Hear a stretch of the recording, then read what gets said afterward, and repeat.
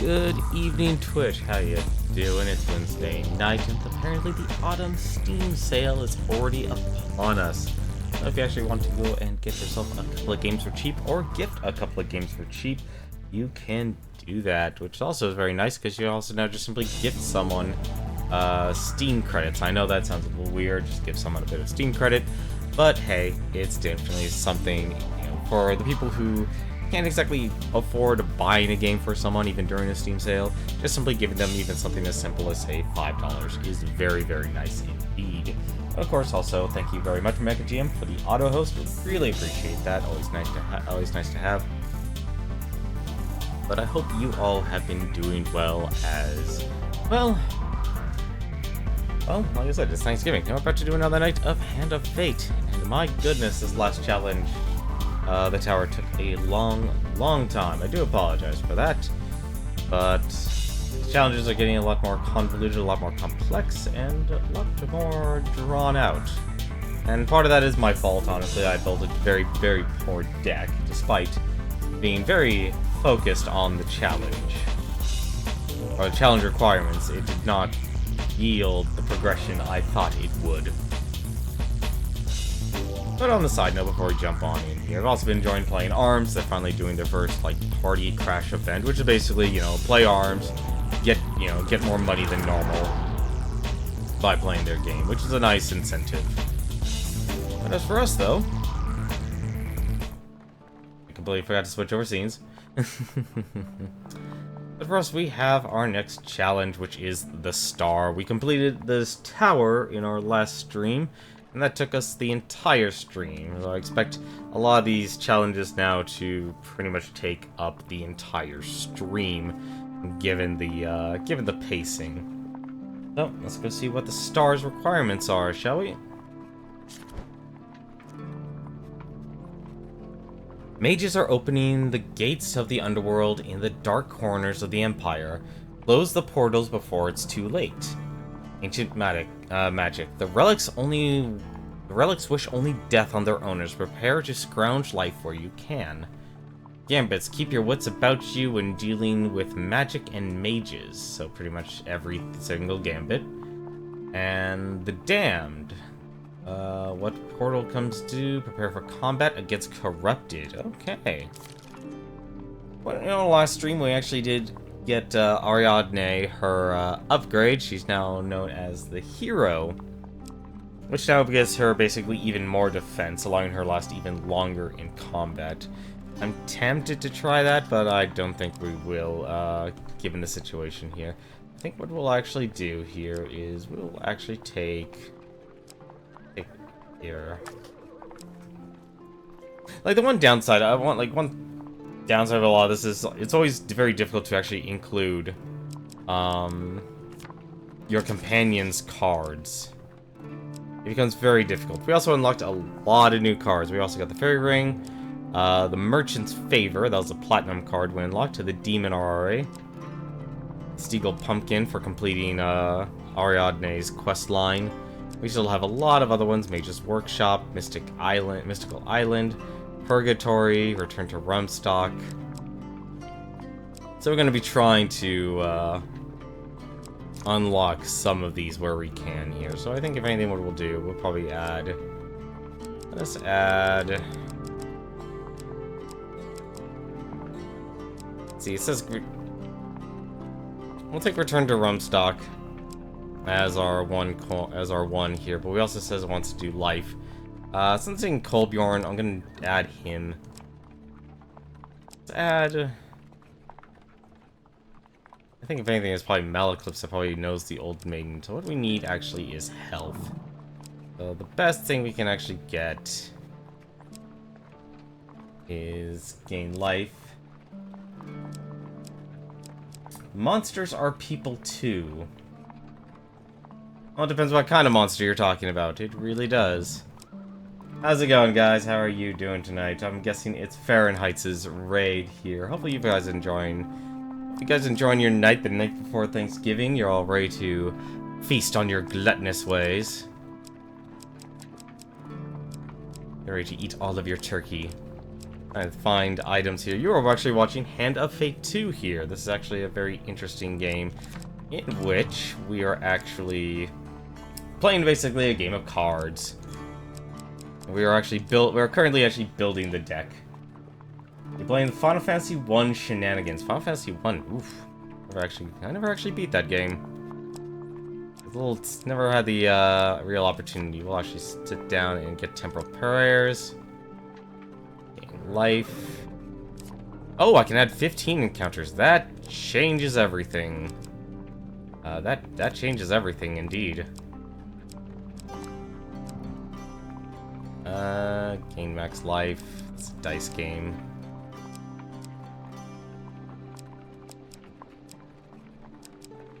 Sorry, this is actually a lot that I just realized I can actually put in here. That card is one of your favorites. I don't see the appeal. So the basic, this is basically like a dungeon crawler game. If you ever play the original Hand of Fate, this is a continuation. It is very much a long mission ahead. Our last mission, our last challenge took the entire stream.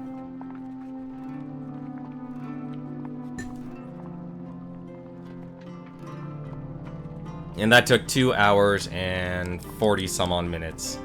So that took a long time to actually get through. Ooh, we can actually get the man-eating tree as well. I'm actually surprised we can add so many different cards here in this. That's to me is the big surprise. We'll add plenty of combat. We'll have plenty of combat, so we can actually buy stuff.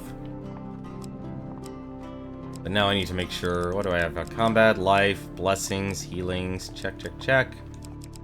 What else do I need? Can I actually add the Field of Fae here? That might get us a blessing as well. Let's see, Helpful Priest. We can actually, you know, why not? Let's actually... I know of a card we can actually add that'll get me some food. I need to make sure I get food now. That's actually the most important thing right now. Yes, Luki, I do have Twitch integration enabled. I've had that enabled for all of the streams, every single one of them. We'll just add the Old Maiden. I don't know if I'll be able to get her card. It says we're fighting Corrupted here, so if anything, I think this is actually a good Corrupted. Yes, it is.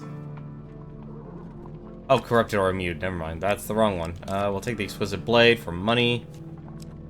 That's damage to undead. That's not what we want. I need stuff that fights Corrupted. Do I not have anything against Corrupted? Oh my god, I might not have anything against Corrupted. Enjoy your stay. Oh, thank you very much for the follow, Lucky B. You indeed, and you've done that very well. You've done an excellent job. Towards that goal. Let's see. I'm actually surprised here. We'll take the golden shield. That'll also get us money. Let's put in the ram shield. Why not? We'll see what that does. Also need to put in... So, just to run you through, kind of actually I'm taking a lot longer to build these decks now because each of the challenges we've come across and what makes this game a lot different from the original. The original was basically kill the big boss at the end of the dungeon, so it was basically focused on surviving. This time around, it's a lot more focused on completing a very specific challenge. So you have to build your deck heavily towards a very specific style. Actually, you know what actually would be smart? Let's add Chef's Charm here. I want to add that. Let's add Gambler's Jewel, Grifter's Companion, Ring Concentration. I'm basically bringing on all the gambling rings. Ruby Ring would be nice since it's extra life. Tiger's Eye, that's reduced pain. So a lot of, you can basically equip an unlimited amount of rings to actually help you through these. Let's add... Did I already add a helmet? No, I added a helmet. I wanted to see what the gambling hood does. Let's see. Slow swing. That would actually be nice. And also... remove a card. But we do need armor, though. How much fame do we need for this? 18 fame. Let's try... With the armor gluttony, I want to put in one more piece of armor. Unless there's something that does very good against corrupted. Let's add the spiked bone guard. I'm curious what that actually is. Hopefully the star doesn't go supernova. Yeah, I hope so too. We'll add... Ah, right, I forgot about that. Courteous Companion, what do you do? Nudge the wheel left or right. I know what I could bring instead. I do want to bring more weapons though. We have like no weapons. Forged Blade, what do you do, Northerners? Mace, what did the Holy Mace say we wanted to do? Oh right, that's a card challenge. You know what? Wait, oh, it said it was fighting mages. What am I doing? Cause a stun to all mages. We can actually bring that, and we can also bring... And let's bring the Assassin's Blades. And for armor, gear, this is here. This takes care of Corrupted, so that'll be our weapon. We'll bring the Healing Spirits as our artifact. And we'll also bring... Oh, we can also bring food. Food is always nice. So what you're about to see here is actually the this is near the end of the game. Challenge. This isn't the end of the game, but it's very close to it. There is much that people meddle with that they ought not. That's a lot of brimstone cards. And apparently the star only has a golden token. You understand the game. You have let it shape you. You may have the skills we need to face him, or you may die. Hey, how's it going, Naked Pro? How are you doing tonight? The Gathering. The village of Forstford gathers in the town hall to discuss the mage resurgence. Well, an elderly farmer stood up on the stage. I saw it clear as day with my one good eye. An almighty swirling spiral, black and sparking. Come to take my corn. And our lives! Comes a hysterical shout from the back of the room. The caucus descends into pandemonium. So, to demonstrate the voting here, so this is actually, anytime I can extend out the vote to people who are watching, and you can do hashtag 1 or 2, and you'll see in a little bit you can do hashtags A, B, or C as well to give gifts or curses. Tried streaming a hardcore run on Diablo 3, but then a storm hit. Oof. I'm sorry, hopefully it didn't, Oh, I'm sure your hardcore character would be safe. Diablo 3 doesn't exactly scream out to be a difficult game. So, as you see there, you can actually see the percentage, and people can actually influence the vote in their own way. This is anytime I extend it, though, so well, let's have the mayor some questions. The mayor, I'll basically going to take control of this until we get to the more critical decisions. The mayor tries to calm the assembly, but has little luck. A sobbing woman throws a chair at the window in a frenzied terror. Ask about the portals. He could be lying unintentionally, the mayor sighs. Old Frank is very, very blind. We all know the mages are around, despite the Empire telling us they are merely tales. However, I've heard they're getting more dangerous. A sign of the times. The mayor stops before you go, shaking off a screaming farmer. The Empire is off in the north somewhere. There's nobody to help us. I beg you, comb the area for anything suspicious. If you do, I'll reward you. Receive 10 food when you reveal all encounters on the table. You're unsure of where to start, but you know you must be close to these portals somehow. So, what you're actually going to see here, this is actually the way we're going to navigate it. We actually just pick a card. Each tool represents part of the power that I once held. They can actually do hashtag A, B, or C in this case. So A and C there, that's removing a blessing. B will actually take food away from me. So sometimes they're all negative, sometimes they're all positive, and it's completely within your decisions to vote. And you can also change your vote as we go through this as well. On a lonely Imperial road, there lies a dilapidated tavern known as the Black Cauldron. Inside, you spy a group of mages huddling together in a dark corner of the tavern. They are gazing, enraptured at a dull copper goblet in the center of the table. So should we take the goblet away or shake one of them?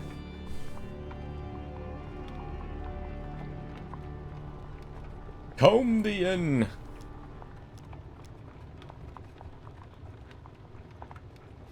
I overall like the implementation of the Twitch integration. I think it's great that it complements the game.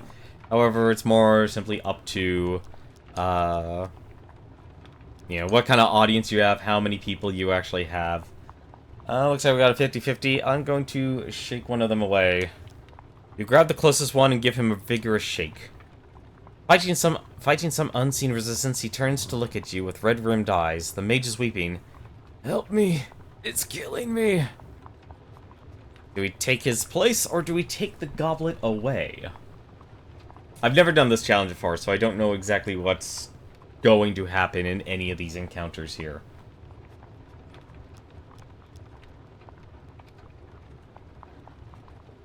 Hey, how's it going, Ninja Zombie? How's it also going? Where's Paldo? Looks like you guys want him to take the goblet away. Let's take it away. The goblet is surprisingly heavy and takes some effort to lift off the table. Merely holding it sends a strange chill up your spine. You try to drop the artifact, but something compels you to keep it. The goblet. The new wielder of this item will gain a curse. This card cannot be discarded. Consume 2 food instead of 1 while traversing the map. As you pocket the goblet, the mages suddenly stand and turn towards you. As one, they open their mouths to scream, an unholy sound that rattles the moldy rafters. The pitch increases relentlessly, and you cover your ears in desperation. The sound rings in on your skull, in your chest. Your knees buckle as you collapse blindly to the ground. You wish desperately for the screaming to stop. Unnatural 18, you have got to be kidding me. Learned to be their master. So this is actually one of the gambits here. This is the dice gambit in which we have to land the target here. So they actually want us to get an 18. We're not even going to hit that at all. You wouldn't stream this, while it would give me some good views. The problem is with all my friends are jerks. It all depends. You just wish for the screaming to stop. 17. Victory. You are learning. As quickly as it began, the screaming stops. When your eyes readjust to the gloom of the tavern, you only find piles of ash where the mages have been. You look around, but the building is abandoned. Was it always empty? So that was a brimstone card there. That was actually one of the more difficult cards we'll be coming across. It is astounding what fame and the love of fame can lead to. When passing through the gates of a village on the outskirts of the Empire, you are approached by a crowd of eager youths. They stop and stare at you a moment. Stranger, have you any tales to tell? Of great heroes? Or of fearsome villains? Anything interesting at all? You begin to relate the details of your quest so far, but the gang soon wanders away. I wish a real hero would visit our village for once, you hear someone mutter. Nothing interesting ever happens here. You require 6 fame for that card to actually go through. Have you had a developer drop in on you yet for any streams? No, I have not. I know with a lot of games with Twitch integration, developers can do some very crazy things with it, like Cluster Truck. I still remember that. They have begun an inquisition, yet it is too late now. You cross paths with a party of Empire soldiers. The commander stops to interrogate you. You there, what do you know about these portals? The commander scrutinizes your face. Of course you don't. You're clearly of the peasantry. His eyes travel to your weapon. What are you doing with something so dangerous? Forfeit that immediately. Do we forfeit the weapon? Or do we refuse? You guys want me to refuse? Alright, I'm down with that. Yes. Give me back my weapon. Your defiance enrages the commander.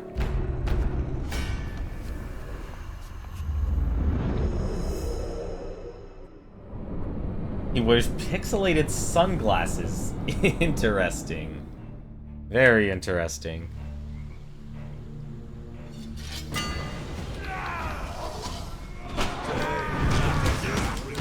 Oh. So this is actually the combat in the game here. When an enemy is stunned, they'll take extra damage. There's also your weapon ability, which you can actually use in combat whenever there's lighting green. So this basically uses the Arkham combat style here. And when they're red, you have to dodge.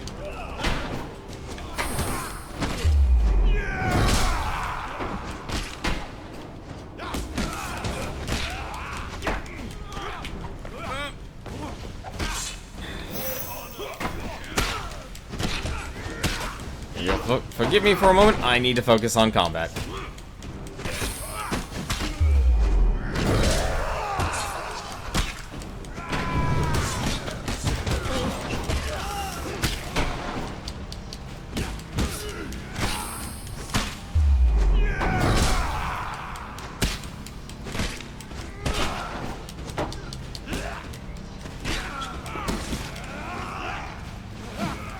I don't know, I think a lot, like, I've learned as of late from a lot of people and their feedback, that apparently people overuse that combat system to the point where people actually hate it now. My only actual experience with what I'm actually just simply calling the Arkham Asylum combat is just from, this and Hand of Fate 1. That's it. A lowly herald bounds from a bush and runs terrified into the distance. The Empire will learn what transpired here. The dealer adds more Empire monster cards to the deck. This card will be put on top. A Knight of Steel. You check the Fallen for anything of value. Ooh. Ooh, we can actually see what the Ram Shield does. Ram Shield. Bash causes additional damage to armor. Interesting. You can also have First Kill and the Grifter's Companion. Well, for now, we'll add the Grifter's Companion. Rings are really, really good. And 5 food. I really wish I didn't have that curse. Ruled for 100 years, and in that time the Empire has become more brutal by the moment. So what I'm going to do here, this actually is apparently our next way down. So effectively, like I said, this is very much plays like a dungeon crawler. You're finding very specific cards that'll take you down to the next level or to take you further into the challenge itself. What I'm going to do, I'm going to focus on exploring at the moment.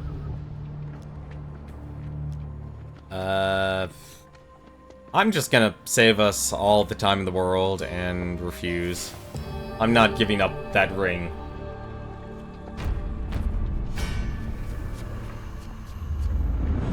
I'm not afraid of these enemies.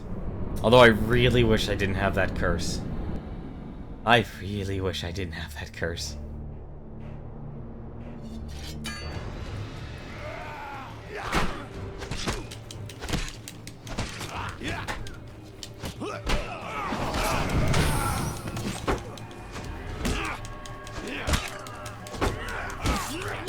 Ah, darn it, should have dodged.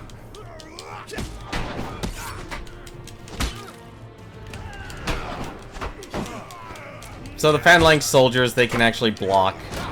And to stop their block, you have to actually use a bash attack. And then you'll have a moment to actually attack them. And also when you do a bash, you'll actually also do damage to them as well.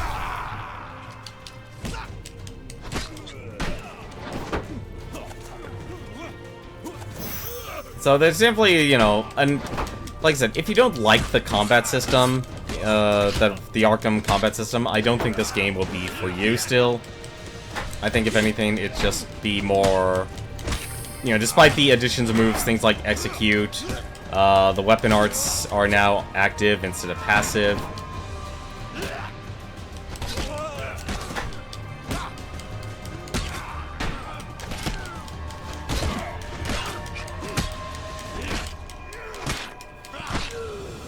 Go.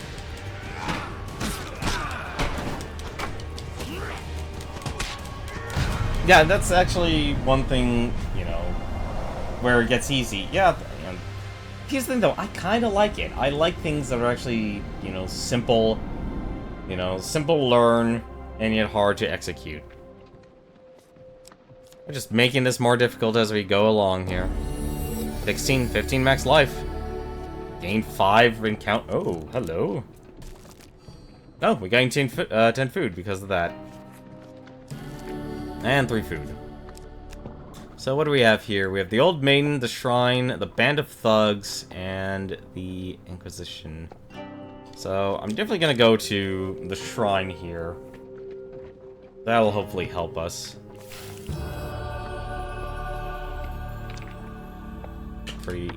Hopefully it's an easy roll to make. It is not. There we go.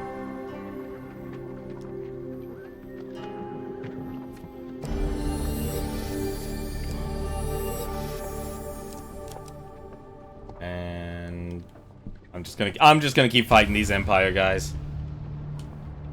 Apparently I'm not. You're not taking anything of my stuff.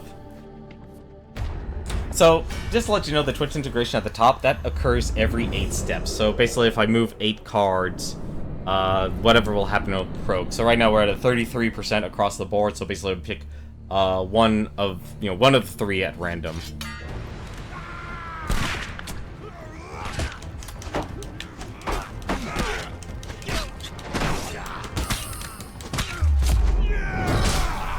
I should also say the weapon active as well. That's an execute. Is also very useful to avoiding damage.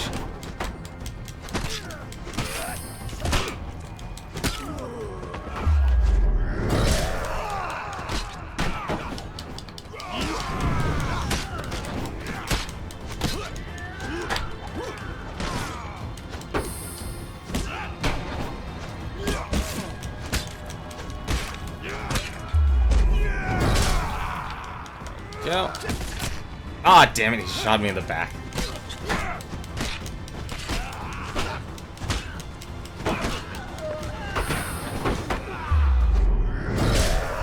And weapon arts also go through bashing as well.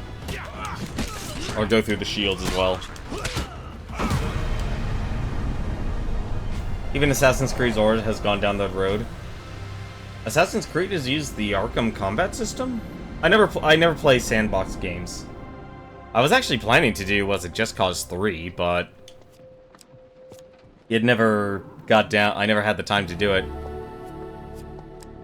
Assassin's Blade, we can learn what they do. Perform a series of stabs that cause 125% damage to a single target. The final strike causes knockdown.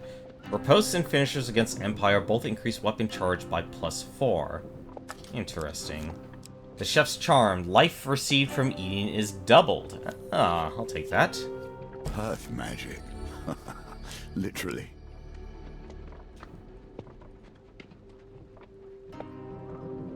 Alright, so I'm gonna skip the Band of Thugs. So, take away Blessing. Wait, did that... These tokens represent the expansion of the game. More options, more cards, more opportunities. Hang on a second, I need to see if that actually removed that curse. No, it didn't. Okay, so it did not remove the curse. It didn't remove the curse, don't worry, it's still there. I'm still eating 2 food for every one. Ask for supplies? Alright, we're gonna ask for supplies. This should sustain you for a few days, she says, squinting at you with tired eyes. 2 food. Alright. Let's investigate this cave. Stepping lightly, you peer into the cave, and just as the old Frank had described, a great portal churns black as night, sparkling with red lightning. Corrupted creatures crawl from the portal. The cursed goblet in your haversacks hums and pulsates with energy, as though the portal calls to it. I guess so. Okay, so to close the portal, we have to take each item. Alright, that actually makes sense.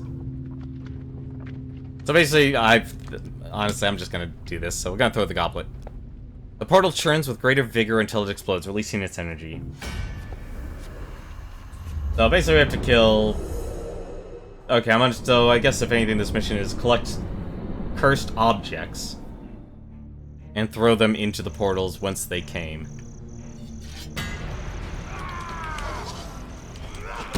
And we have a horde of undead. Or corrupted, I should say. Ah, darn it. I was trying to activate my weapon art.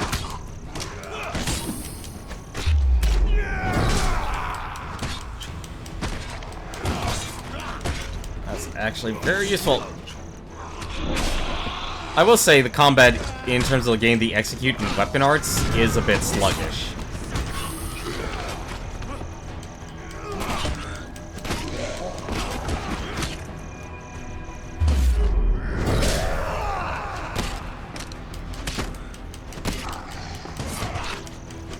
But it's still simple. It's still nice and easy. And I do enjoy having things like, you know, they gave you more to do. So instead of just simply pressing the X button and the occasional block or bash, you now have execute, you can activate artifacts, you can use the weapon arts. It's small improvements to the core foundation. It's small, it's a small improvements, Lukey.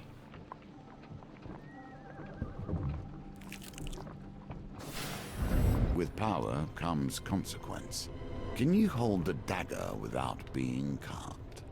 Investigating a curious radiance leads you to a cavern strewn with candles. The stalactites look like monstrous teeth in the flickering light. In the depths of the cave, you find a young woman bound with ropes. A maid raises a dagger menacingly over her heart. You cry out in protest, your voice echoing through the chamber. The mage looks up without a hint of surprise on his face. Ah, the hero has come. But what will he do? I require a sacrifice either way. With the dagger poised above the maiden's heart, your hands are tied. What will you sacrifice to the gods? The mage licks his lips in anticipation.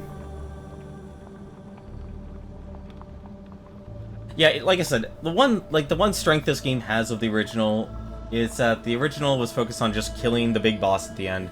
This one is heavily challenge focused. Like, you really need to build your decks a very specific way. You say I should throw my glory away. Alright, let's throw my glory away. The moment you speak the words, you feel a force pushing you onto your knees. You lose fame. The mage hums his exaltations to the gods. Satisfied, he unbinds the woman and offers you the dagger. It will disrupt a portal if such things interest you, he says before blinking away. The new wielder of this item will gain a curse.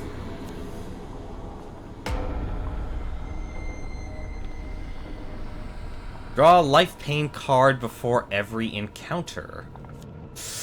Ooh. The dagger is uncomfortably warm, but you are compelled to keep it. The maiden bows gratefully. I'm gonna ask her about the dagger. It's cursed, you know. The maiden brow's eyes are unsettling dark in the dim cave. But it's beautiful and rare. Magical doorways have been opening everywhere since the last solstice. The maiden swishes her skirts like a little girl and giggles. I think the dagger will close it. It's powerful and dangerous.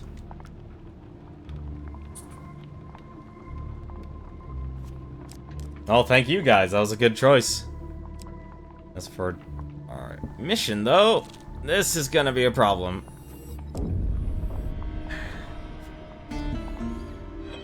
And of course, we unfortunately did not find... we do not have a blessing. This is gonna be painful. There is a reason the Empire has outlawed mages and their work. Magic can undo everything they have done.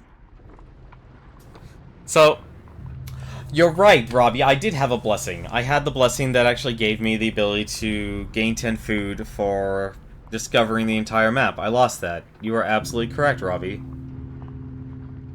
So basically, we can close this portal now, and that's our main objective, is to close the portal. There's nothing else we actually need to do. So we can seal the portal, go to the next level, and do our job. Or we can continue going through the rest of the map. But every single encounter we do, we will take damage, and we will lose 2 food.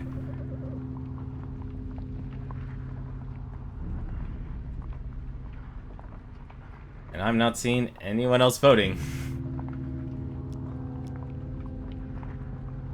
See 50-50 right now. We can wait a couple more moments.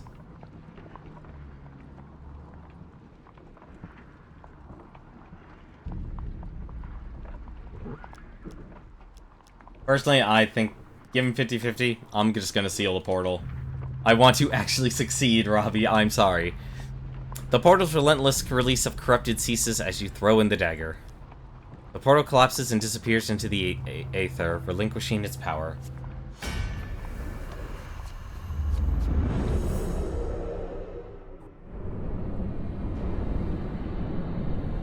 So I'm going to lose life regardless. These curses don't go away. Which is funny, actually, because I thought we already dealt with, being cursed.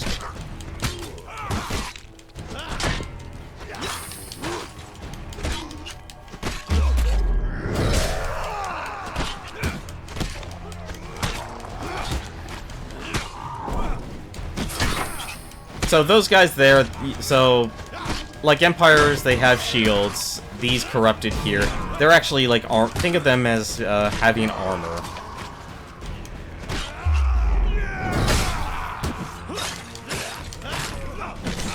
So to actually break that armor, I need to actually do the bash attack instead. And that'll break their armor.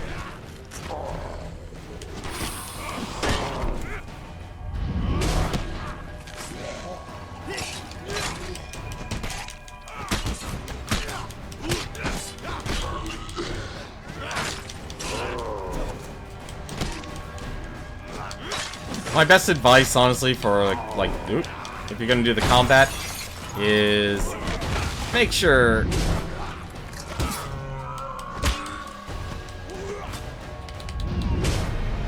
to do your timings. Like, prioritize blocking, dodging over blocking, blocking over attacking, and you should be fine. And through my overanalyzation of this game, I can, if you really want me to, I can let you know how the combat exactly works in this game too. I also forgot to mention, you can also stop and camp anytime you want as well, and you can actually use that to buy food, buy equipment. So we actually have the Lord's Diadem. We've actually don't have that. We can actually sell equipment. Nah, we really don't have any equipment right now.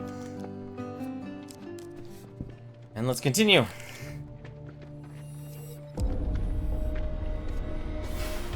Foursquare and solidly arranged. This is new.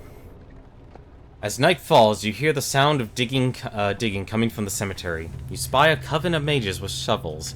Steadfast, they dig until they hear a metallic clanking sound.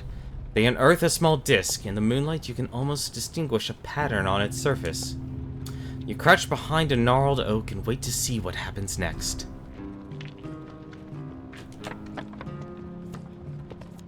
Ooh. I'm gonna accept the die. So your companions here can also give you an extra die to pass it. However, you don't get to use them for the next 3 encounters. How's it going, Double Gamer? I'm gonna have fun with this one? I think I am too. The apprentice arrives laden with pies and cheeses. The mages make themselves comfortable and enjoy their graveyard snack. You consider your options. I can continue to watch, or I can sneak up on them.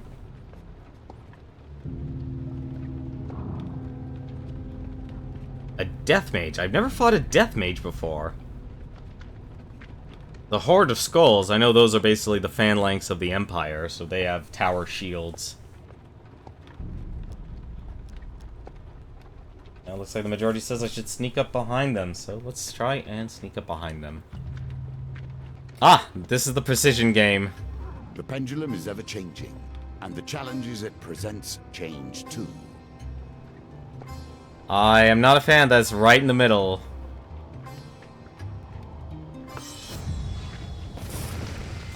And that's a huge failure.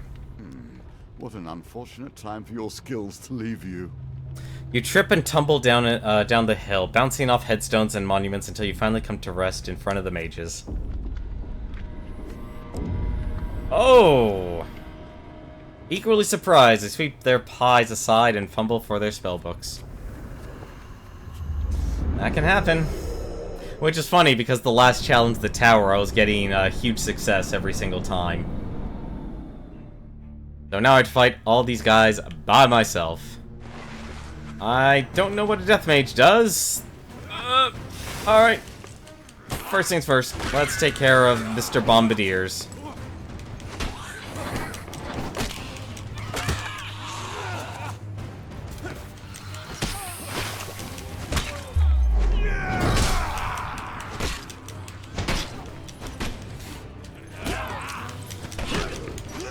I'm gonna guess she brings up a... Yep, she brings up shield.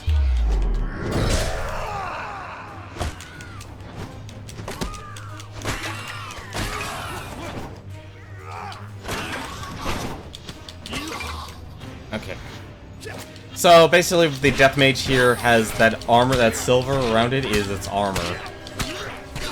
And I actually have to break that if I want to actually continue doing damage to her.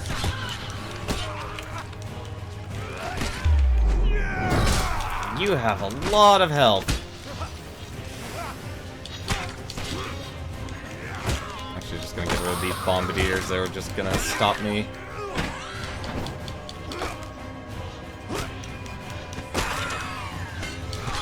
Now let's bash the shield. Oh, Anthony Scordy did an excellent job voice acting the dealer again.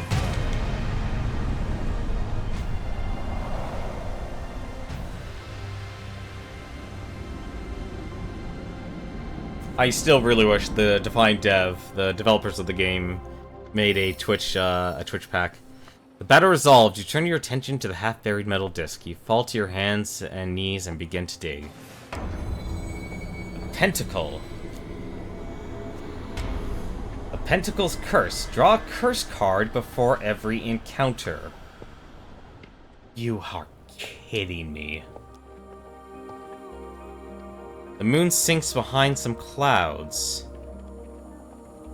This is a rare option. I'm actually gonna explore the graveyard a little more. Here we see yet another wheel, each different, yet each bearing their own similarities.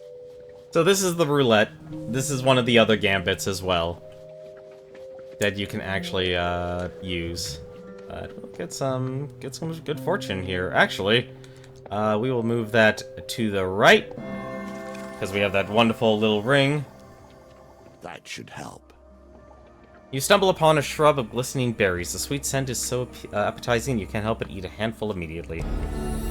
Nice. Continue on your journey. So, I really wish I had the Frontier's Barbutt. I also really wish I put in cards that also revealed where we're headed.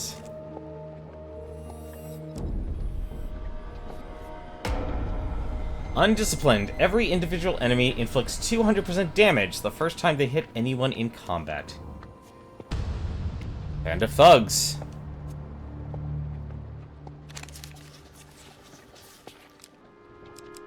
I think that was number 3 was the success.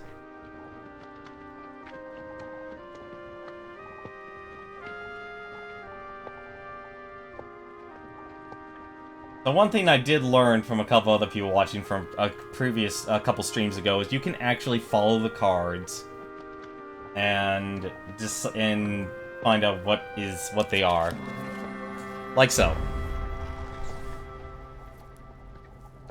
So even with the card gambits, you can actually figure out where they are, where the card is.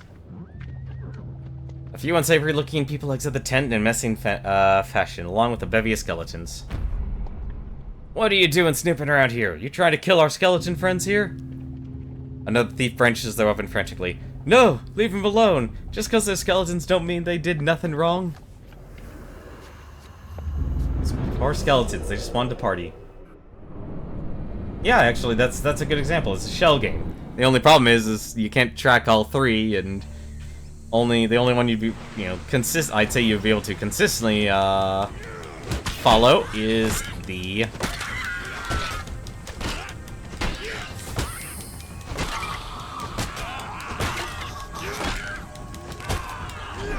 oh, damn it. That does 16 damage. I also realize I have no armor right now.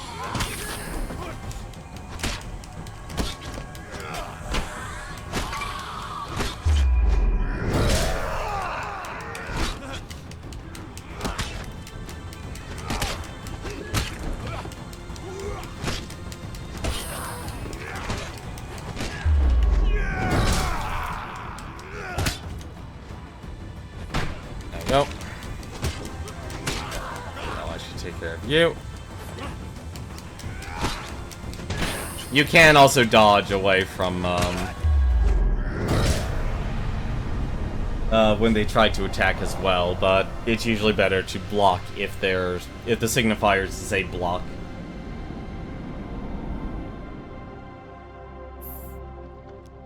A mage pokes her head out from the tent and notices dead bodies. Alright, we don't have time for this. Here. She throws a sack of something at you.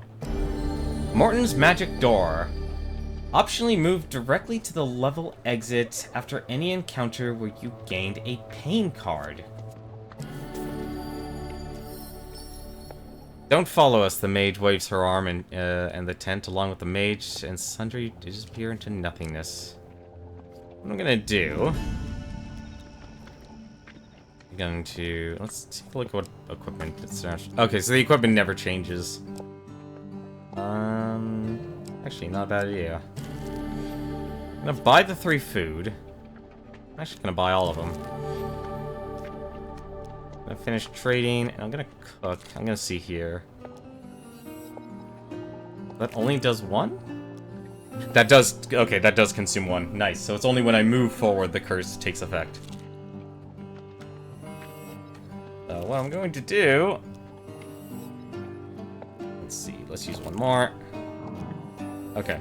So we're gonna take some pain cards, but this should actually, with this blessing, it should lead us to the exit. So we lost 3 food. We heal 10 health, but we take more pain cards. Food received from food gains is halved. That's our next curse. And it takes us to the general store. I don't know why we didn't get to go anywhere, though. That's very unfortunate.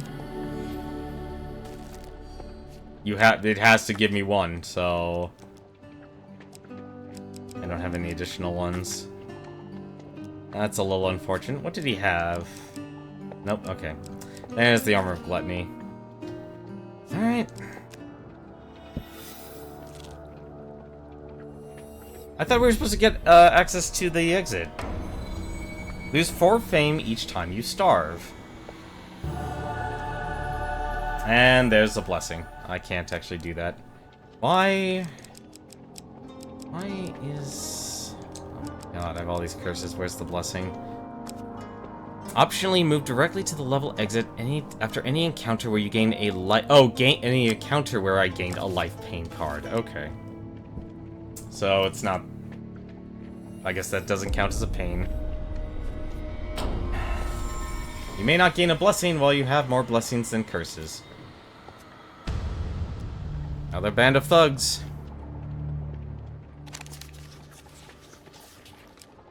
I think it's number 2.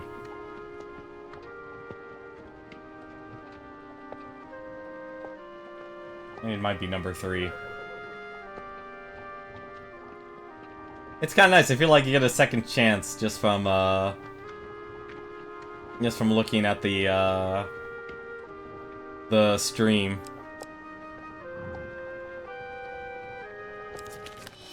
Oh, that's not good. Well, we're fighting an ogre and a mage. Fighting an ogre and a mage. At the very least, we'll gain a lot of supplies if we do live. It'd be nice. It'd be interesting. Kolbjorn, go charge him.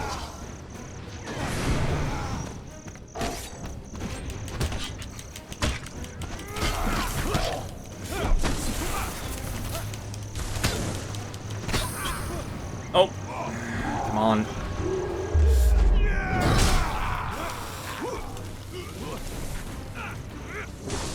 I just need to focus on the mage because the mage does the AoE, and I don't want to deal with that.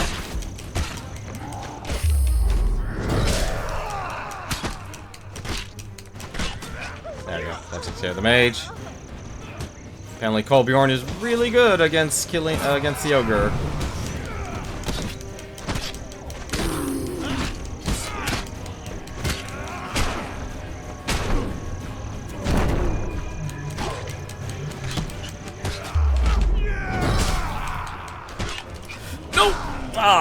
There's the 40 hit.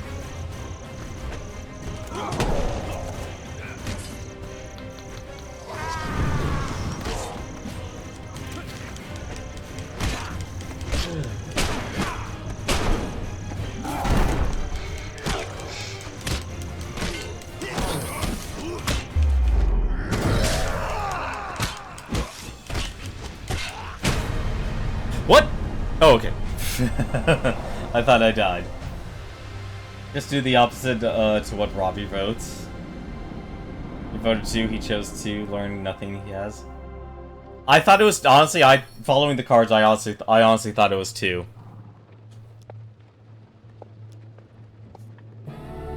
Armory gain. The winds return. Challenge for your skills. Handled well, little is more deadly. A health potion, very nice. 2 health potions, even better. Oh, this challenge is almost as brutal as the famine challenge. Lose 1 gold each time you starve. Distressed damsel, yes. There's our food.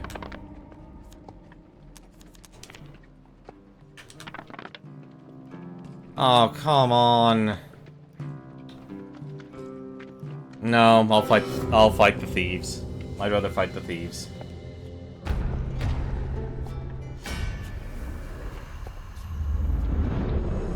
So you don't always have to accept your companion's help, but for Kolbjorn specifically, if you don't accept is basically a, this is a safety net.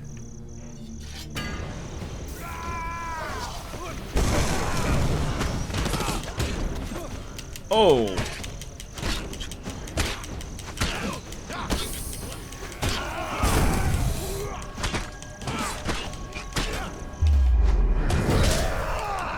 That was the wrong one!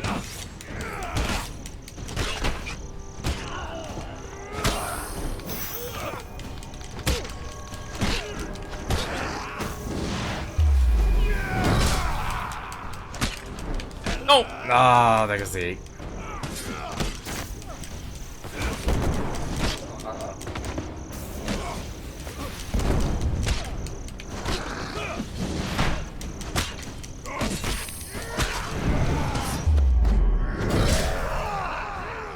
Love the big numbers and damage.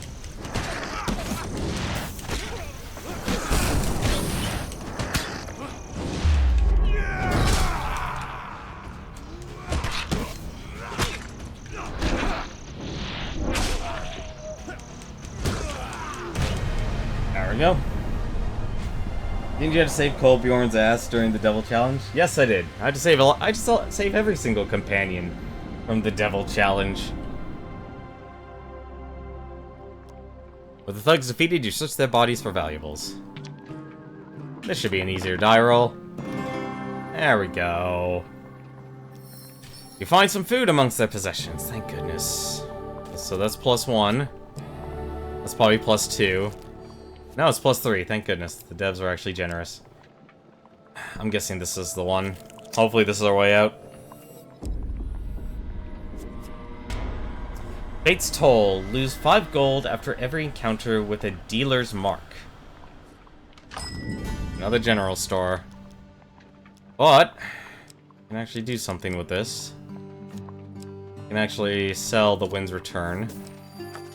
And with that, I can actually buy some food.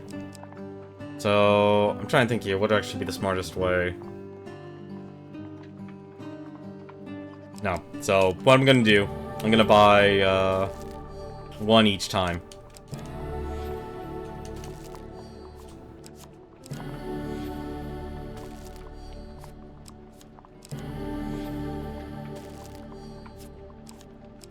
This is such a brutal chat. It's not as bad as the famine challenge. Whoops, that's going too far. Let's leave. And we lose our gold. And we take on another curse.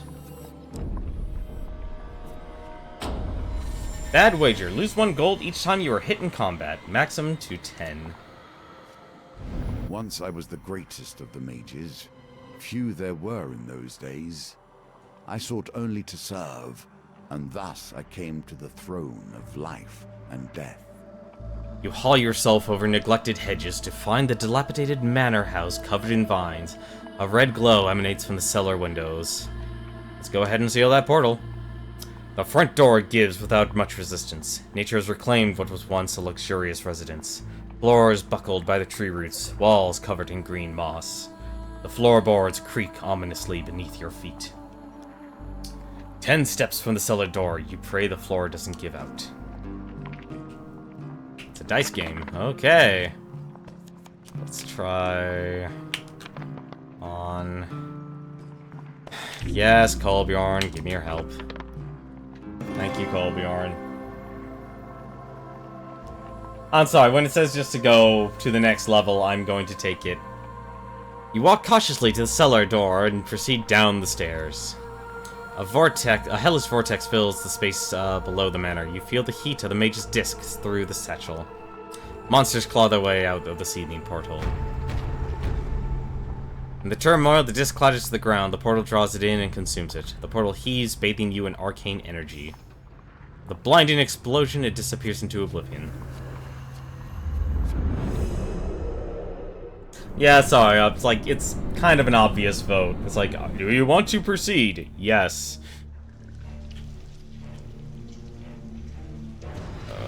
Okay. That's a lot of enemies. It's no problem. It's fine. It's fine. Everything is fine. Why can I not use my weapon art?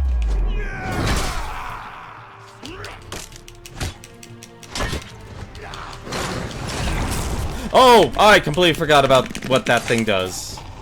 Excuse me, 1 second.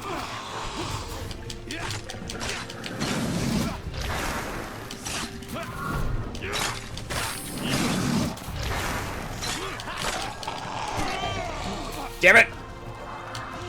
Get out of here!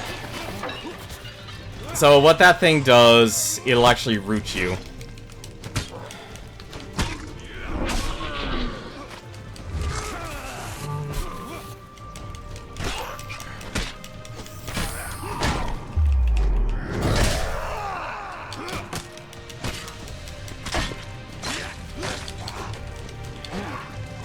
Come on.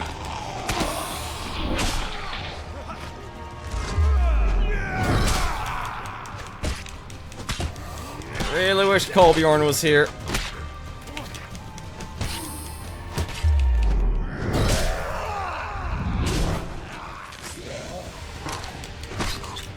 Really wish my fellow barbarian was here.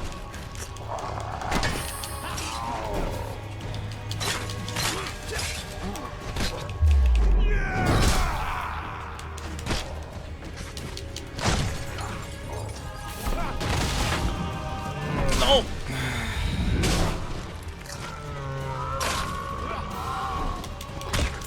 That's the one thing I wish was sped up was the response time for the execution. Sometimes it just doesn't trigger just by mashing the L2 button.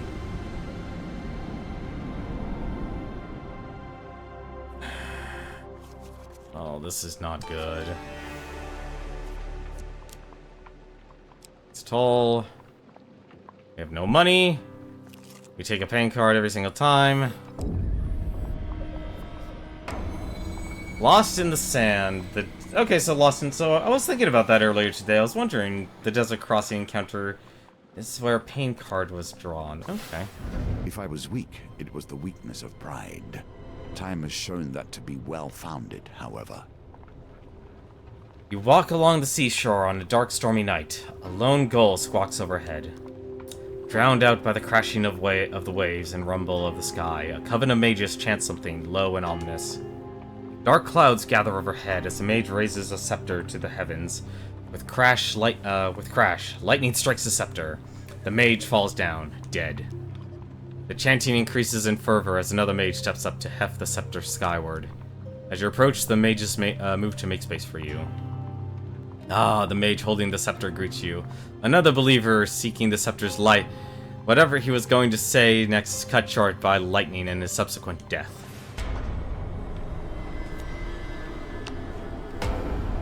Lose 4 fame before every encounter. Another mage takes the scepter, but instead of raising to the sky, he presses its cold metal into your hands. The coven watches you expectantly. Do I lift the scepter into the sky, or do I run for it? You guys, dude, God almighty, you really...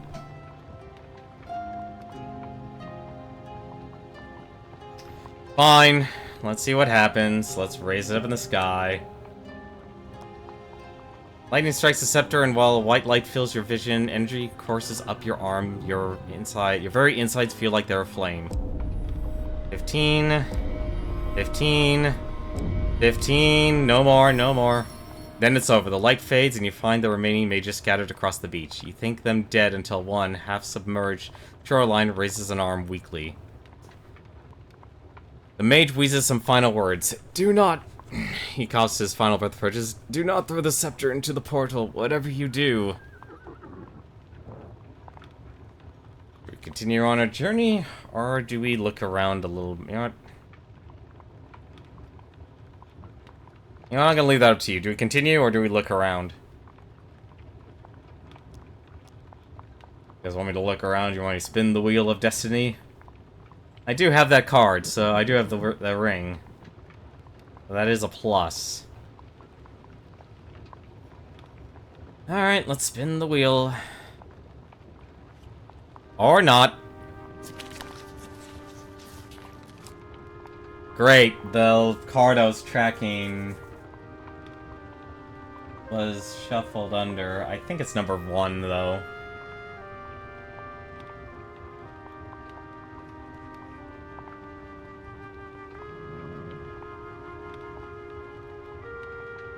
Say number 1, number 4.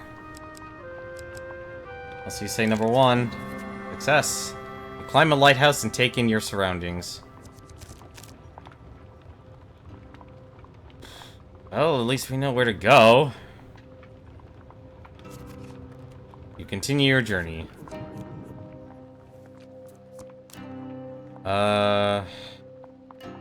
Yes, let's take the exit. Death's Charm. Dagger's Curse. The companion takes 30% of any resource that you earn while they are active. And now we come close to the rough beast, slouching towards its birth. Red glow betrays...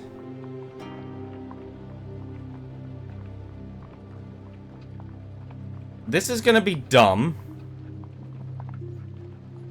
But I have an idea.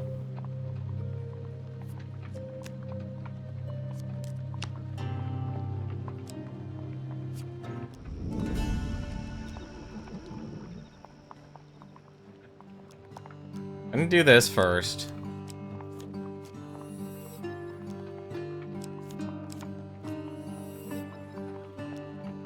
Not necessarily.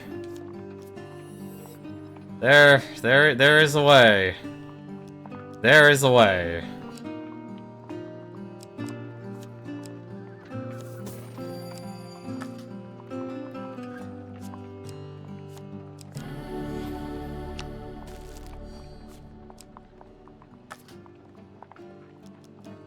There's trading. Alright, so let me think about this. So... we can go down to 2. Okay. Careful, your supplies are running low. So we do have to do this fight. We have to do this fight, though, unfortunately. And we do get Kolbjorn back, though. So that's a plus. Your companion will not aid you during gambits. Interesting. While roaming the dark alleyways of the capital, you see a suspicious group traveling in your direction. The Greed of Assassin, Frost Berserker, and the Six of Greed. They are dragging a locked chest behind them, its contents unknown. In another direction, you spy an item glinting in the moonlight. The Armor of Gluttony. However, you notice a number of shadowy forms looking in the alley nearby.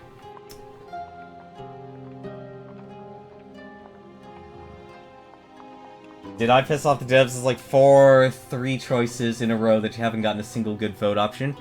I think it's Double Gamer. I honestly think it's part of the challenge.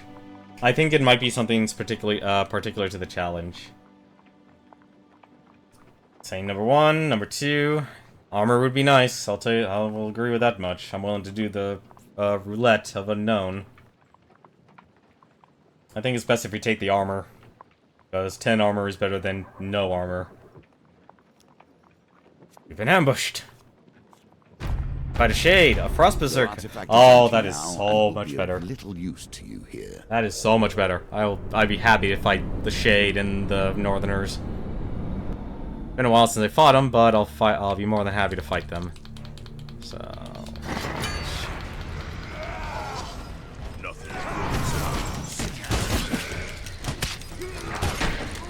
Nope. No. I need to fight the shade. I need to fight the shade.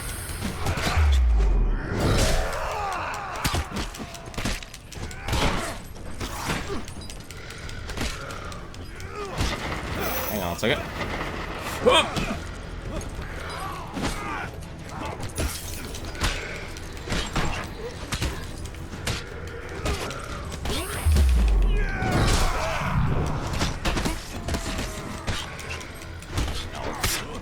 Oh, and there's the 20 damage. That is the other complaint I have about this game, because it's auto-targeting. Like, a lot of the time, the game will take away what you're fighting. And that's still one weak part about the game. And that's the other weak part about the game. Execution animations don't give you invulnerability.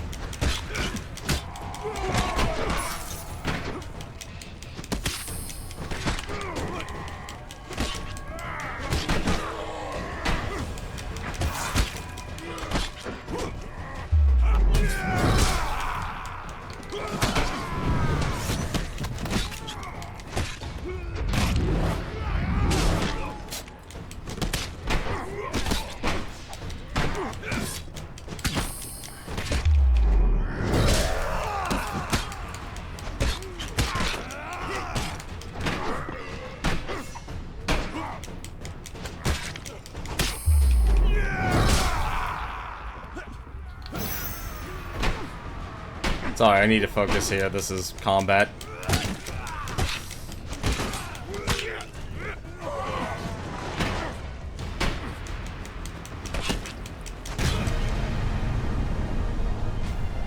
Like I said, the combat is not perfected in this game. There's a lot of things I just kind of wish were greatly improved. Gain 4 fame. Put the armor of gluttony. On 13. Give me some health. Health or food? Some food. That's good. 2. That's fine. Apparently, spoiled goods and the armor of gluttony counter each other. That's interesting. That's very It's also with the allies' greed. Okay. So let's trade. Let's buy some food. Buy 1 food. That's fine. And we don't get anything. Wow, those curses are really strong. Alright. Let's do it. Close the portal. The Mage's Scepter trembles in anticipation until it flies from your hand and hurtles into the portal. With great turbulence, the portal disappears, discharging all its power. The tremors rock the barn, forcing you outside for safety.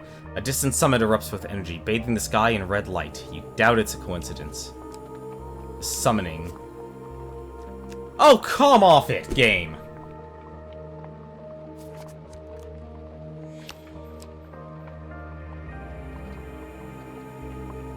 We're dead. We are absolutely dead.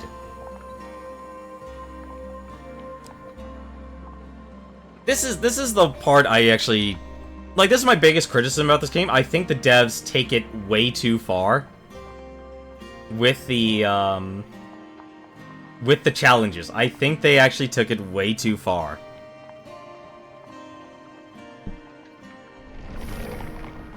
Like, the damage taken from starvation is more than the healing delivered by eating. As with many things, we find ourselves sliding further and further into hardship.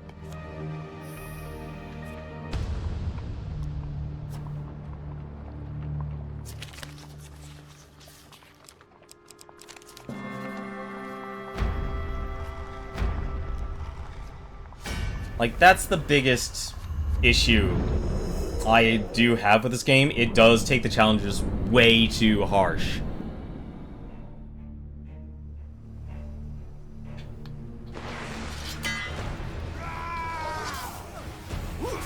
We cannot get hit at all.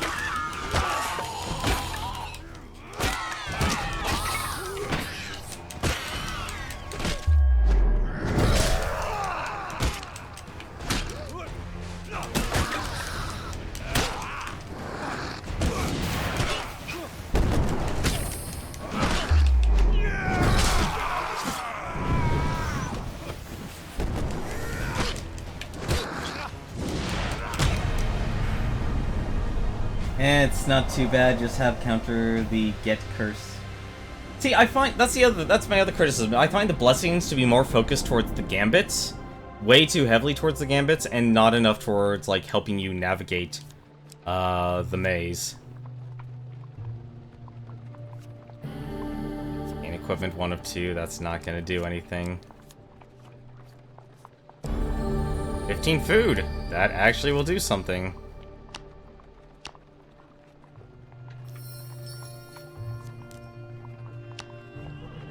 I think we lived. We did not live. I don't know why it didn't take me to the door. But that sucks. Did I live? I swear to God, if I... Oh, I lost the blessing because I used the weapon art. That makes sense. That was me, that I killed myself. Martin's magic door was taken away because of the blessing. I have to eat the 1 food. So I'll have 2 steps forward. I can make it to Street Fighter.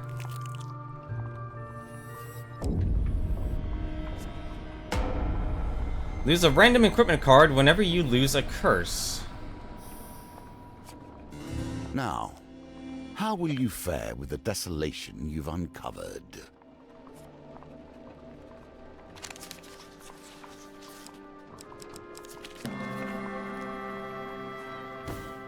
I am not going for that token right now. So we're going for the Street Fighter. This is our only opportunity. Platinum gain cards have no effect. Yeah, I think the devs really went way too hard on the curses and the endgame challenges. So, do we fight the Empire, do we fight thieves, or do we fight Northerners? I'm trying to think who we could actually kill quickly. I don't know if we can... I would think Northerners would be the easiest. Like that, or... it's random. So, my gear... The items I will get from this is... The items I will get... will be dependent on how fast I can actually kill these guys. So, Northerners are usually very beefy, but they're easy to block. So you guys want me to go with Northerners? Frost Tyrant, how lovely. A boss. Well, what was once a boss. We're definitely not going to get a lot from this challenge. But I guess it's been a while. I forgot what the Frost Tyrant does. Oh, good. At least I get a reminder. In the north, only might makes right. You do not become tyrant without a pile of bodies behind you. Tyrants favor regenerative ice armor that dull to standard attacks. Use bash to break their armor. Quickly.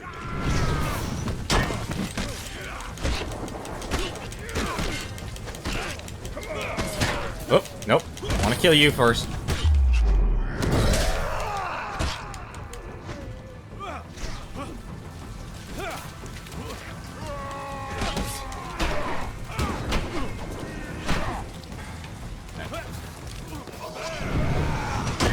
Stun him a little bit longer, please. Okay.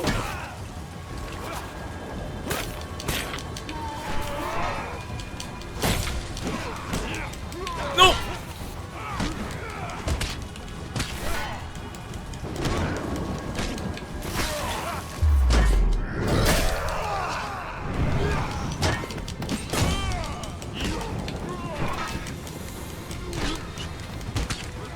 He's a quick one.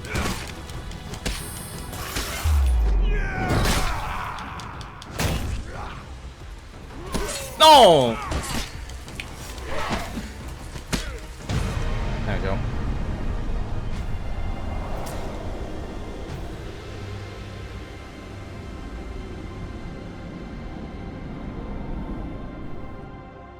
Not bad, but maybe hopefully get some food. Fame alone has got you here. Let action carry you forward. Oh, I lost my armor during that encounter, apparently.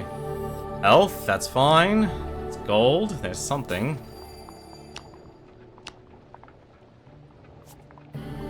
Armor gain.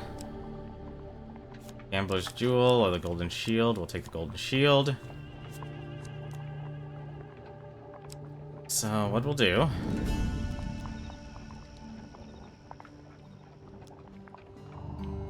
I have an idea.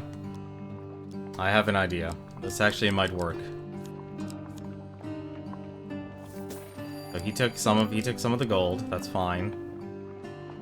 All right, so I'm gonna finish trading for now. I'm gonna break camp, and we're gonna go. We have to buy some food. We're gonna buy some food. Trade. We'll buy food. No, we don't get it. Crap, we don't get anything though.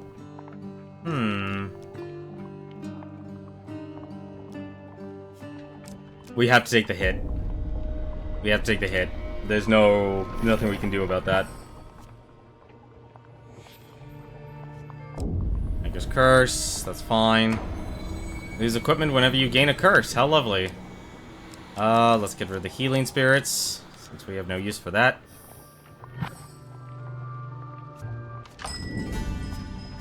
And we survived to the general store, so we can actually buy some healing. Actually, buy life. Actually, buy multiple life here. How many do we need? 4. We need 4 food. It's not what we need. We need to buy food. We need to get at least 4 food, so this should give us 1. Give us 2.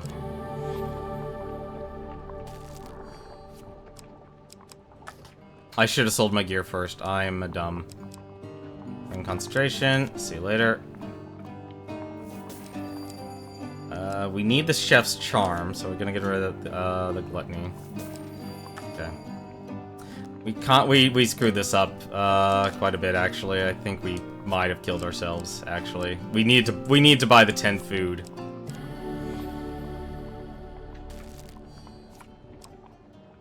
Oh no, we can. Oh no, we'll be fine. We got it. We got it. So there we go. That takes care of that. Can we buy any more healing? No, we can't. Is the star one of the hardest challenges? This is my first time actually doing the star challenge, so far the difficulty of this game stems from a couple of factors, or a couple of there's a couple challenges that stand out. Strength is a really difficult one. Both if you include the jousting armor, because there are cards that are specific to adding to your deck that basically creates a hard mode of the challenge. So it makes the challenge even harder. So strength is really difficult. Strength with the jousting armor is really difficult. There's also the High Priestess challenge with the encrusted mace. This is more of the end game. It won't nearly be as hard as he builds a deck to counter it. I don't even know how you would counter this deck.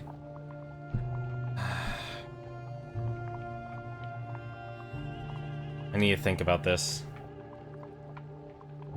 Okay, so it won't matter actually. It won't matter which way I go. So that'll heal us.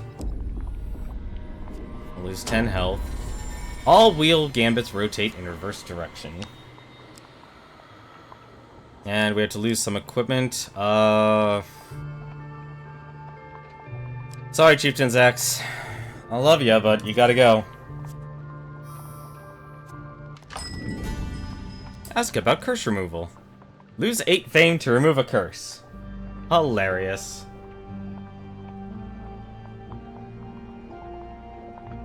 The healer and the demon are... Interesting. Thank you very much for letting me know what the that other platinum card does. Okay, so can't buy anything. Can't buy information. There's no port. Okay, so what do we need to do? We need to go to our equipment. We're gonna add our little trusty sword and shield here, and we're gonna enter the last one.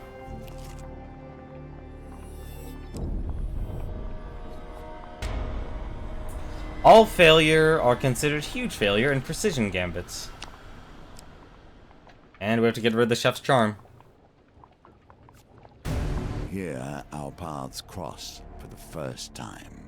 Did you know then that we would reach this moment now? You follow the ominous beam of light up the foothills to a summit overlooking the countryside. Yet another portal stands surrounded by mages, necromancers, and witches. This one, much larger than the others. Flames dance at the edge of the maelstrom.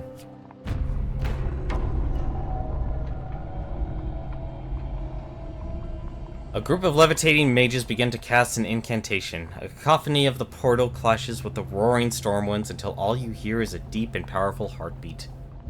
As they chant something unintelligible, a decrepit arm extends from the fiery maelstrom. A robed figure, its face obscured by a ragged hood, steps from the flaming portal to stand before the assembled mages. It rasps with a voice long unused. I have returned to reclaim my place at the table. A new era awaits. The mages and necromancers fall to their hands and knees in reverence. They fall into pious silence as he speaks again. For returning my objects of power, you will be rewarded. He leans heavily upon his staff and waves an arm. Gold and trinkets appear and clatter to the ground before him. The figure nods at his subjects and disappears in a burst of flame. Eventually, the mages realize they're not alone.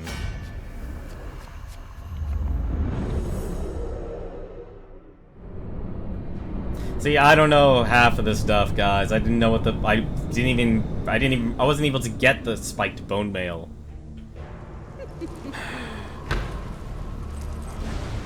Archmage. Their quest for power and knowledge will cost a sea of blood if it must. Mages shoot projectiles from a distance. Use evade to avoid their attacks.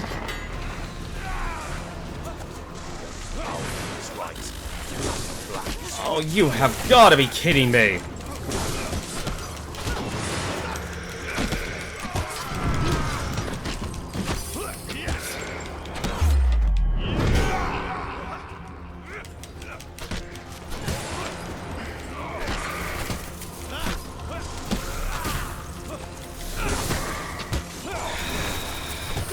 This is what I hate about...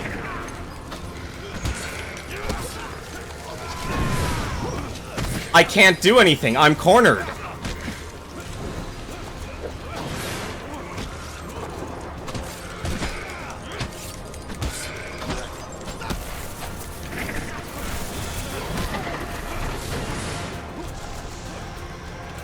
No, no.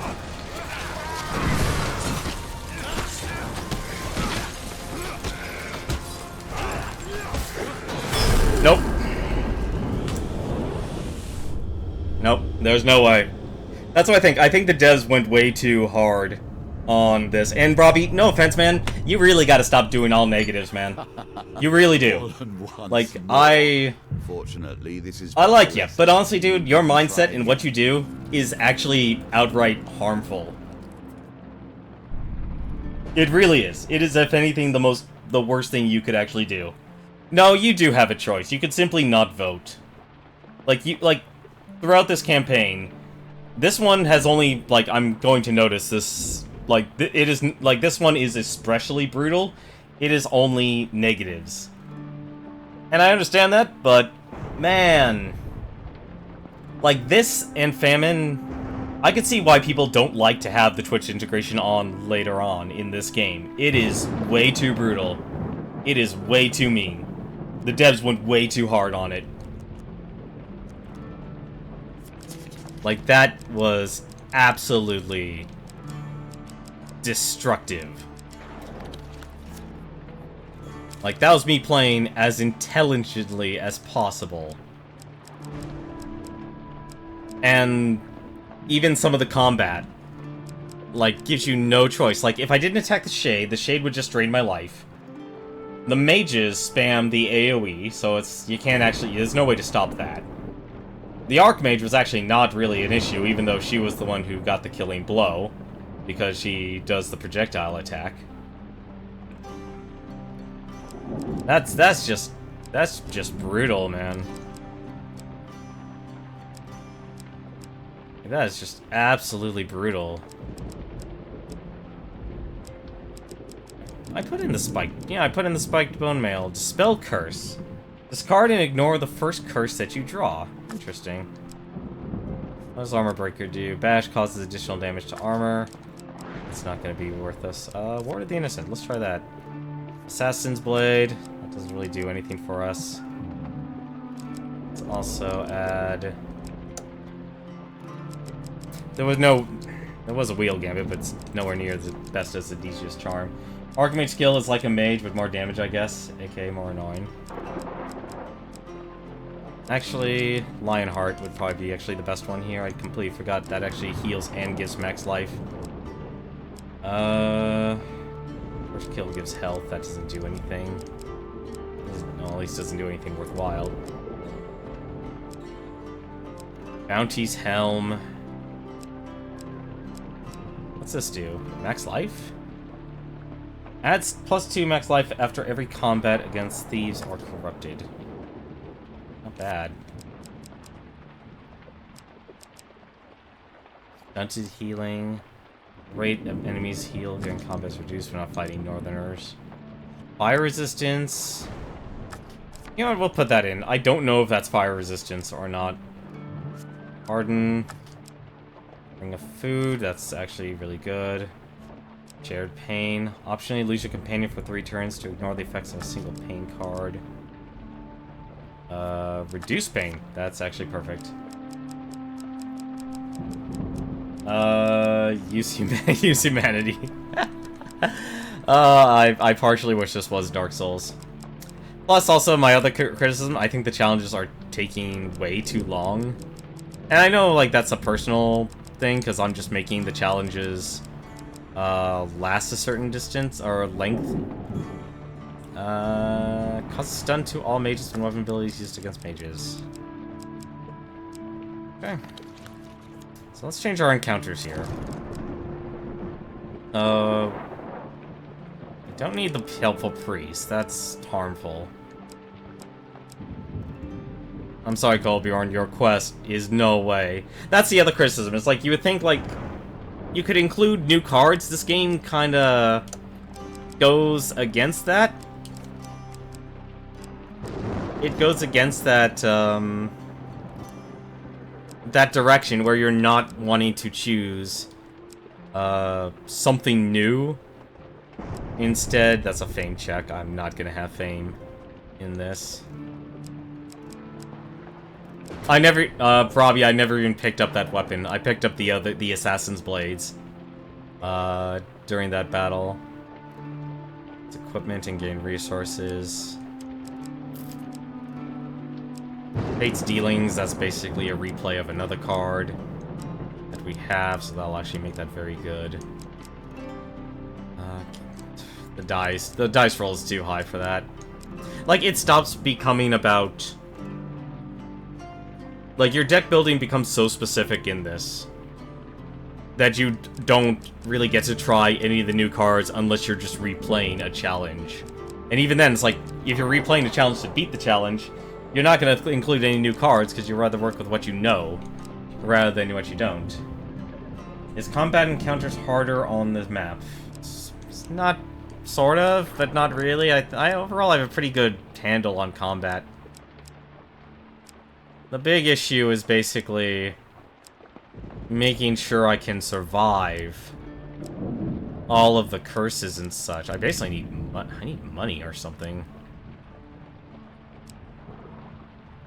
I didn't stack up arm wrestling, so that's worthless right now. I need stuff that gives me equipment, or not gives me. Well, equipment would be nice. Things are fine until we ran into the recruit. We ran into a lot of problems during that run. Trade food for reveal map. That actually... Which one? Oh wait, I remember a card that actually would be useful. Where are you? Where's that card? It was... Wandering Traveler. Perfect.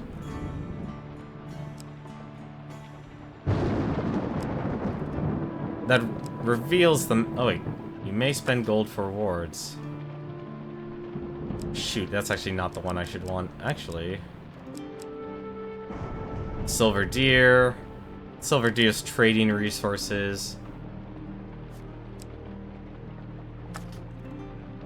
It gains a lot of food. Corpse Wagon is good for gold if you can roll really high. If you can roll really high for that stuff too. Scouts require way too much. Where's the plains? Where are the plains? Like the... Exploring the wilds, that's it. Wait, that actually reveals... Map revealed? Oh, results influence. Never mind, that's not a plus, that's a negative. Best thing I could do, actually, is Grimalkin. He gives food.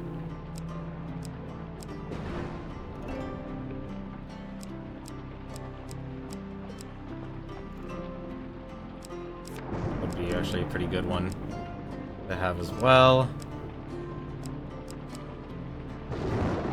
Illicit trade is good, in my opinion. It's one equipment of your choice. Yeah, but wait, did you say illicit trade or... Oh no, merchant's favor. You know what, actually that... I do need stuff that basically ensures me equipment. Illicit trade would actually be pretty good. Where is it, though?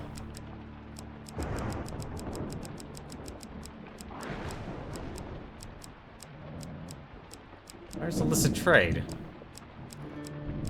Where are you? There's illicit trade. Holy relics, that's gain gold. Equipment, fight northerners, and gain any. I'm actually okay with that. Yeah, okay.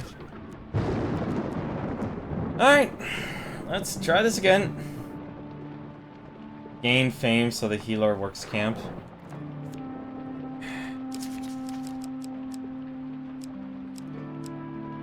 Not a bad idea, actually. Like, I had a lot of combat stuff. You know what, actually, we'll get rid of Field of Fey. We can add something else that'll give me fame. Not that one. It's one that gives fame.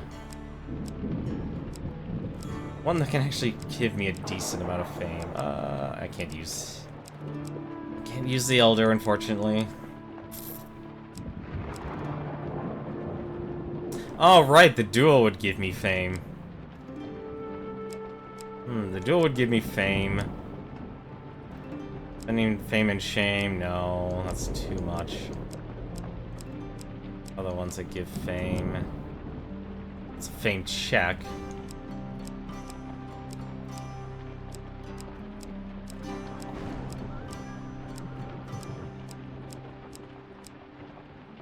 Blessed. Another fame check, the farmer. And trade curse for resource 2. Yes, I do. I have Little Devil. Little Devil you get regardless. Like, as long as you've done the challenges up to this point. So, we'll throw in the Little Devil then. If that gets rid of a curse, I'll take that then. Supplies, food, that's fine. Let's go. Let's try this one more time. We'll try one more time. And if we fail, then I have to stop the stream. And then we'll try it again tomorrow. Or, wait. It might not be tomorrow because of Thanksgiving.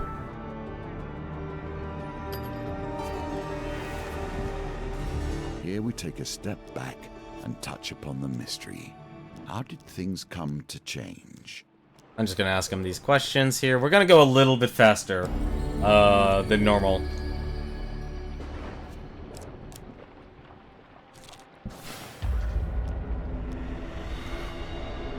So...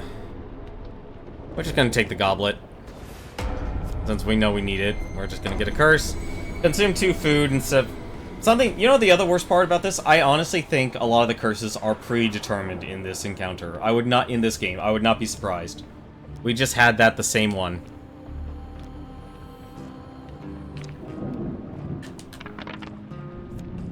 And... Oh, wait. Nope. And honestly... no, we're not gonna get that, so... There's more max health.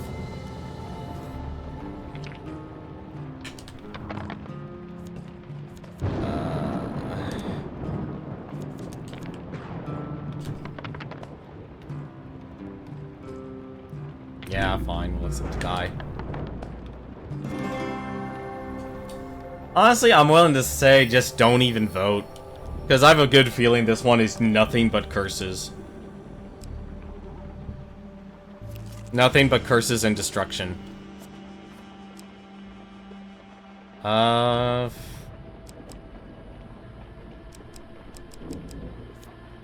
should take the lion heart.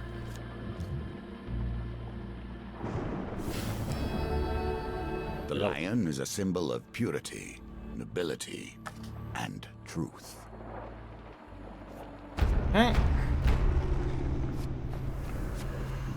Because you get what is predetermined in this one, the mission has a pool of blessings and curses you can get randomly. Whatever pool of blessings that existed, we had none.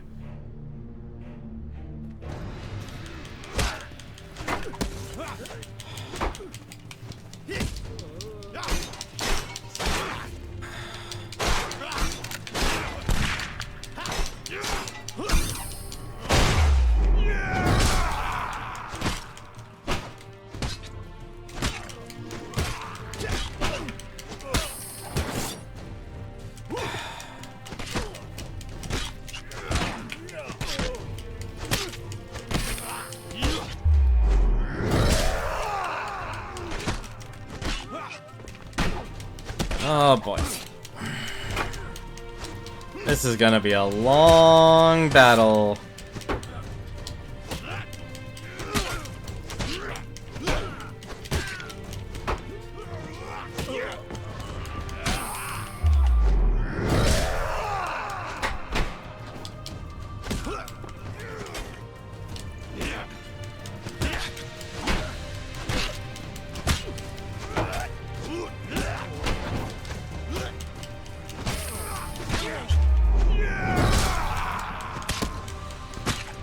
Like, a lot of the swinging I'm doing is based on just letting the game make its decisions on where to go.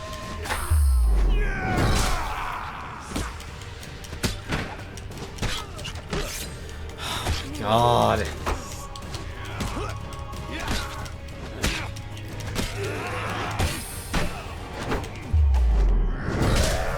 Like that damage.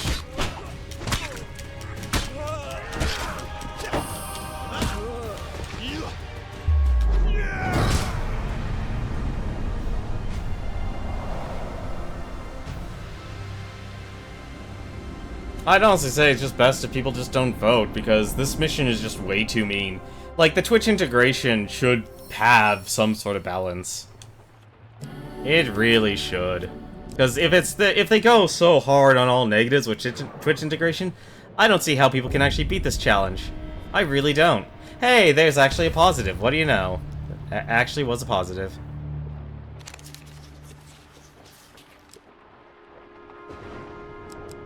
I'm honestly not even gonna worry about this. I am just rushing.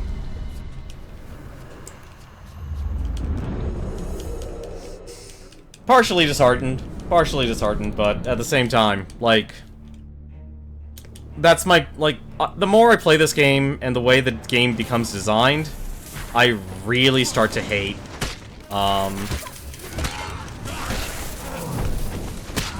the core, like, very critical game design decisions. Like, the AoE doesn't need to last this long, or I should be able to cancel the AoE.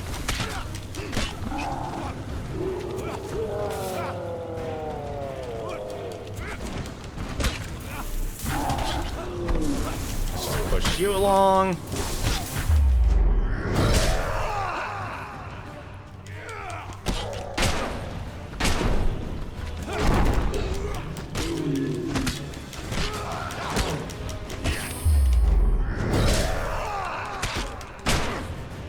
if you make your game way too rough on your first time through, you're asking for trouble. And I get we're at the end game, but still, I never ran into that level of negative curses in my life.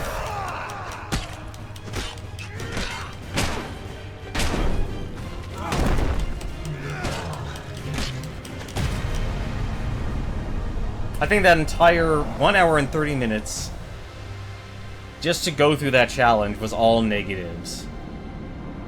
Like, there wasn't a single positive in there at all. For fame, everyone runs away. You lack prominence to use this weapon. Gain more fame.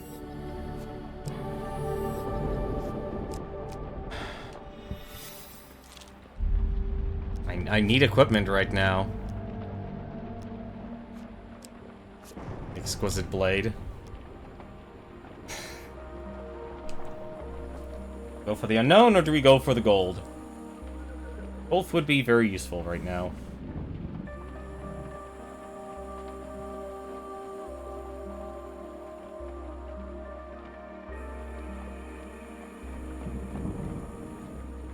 Like, there's certain levels, like, I'm naturally good at games. This is one of the few times I'm actually going to just simply state that as a fact. If you ever watch me and do the Game Sharks challenges and stuff, I know how to play games. But there is a certain level of bullcrap that game developers can actually throw at a player. And this game has definitely... it's reaching, like, my limit, and my limit is a very high bar.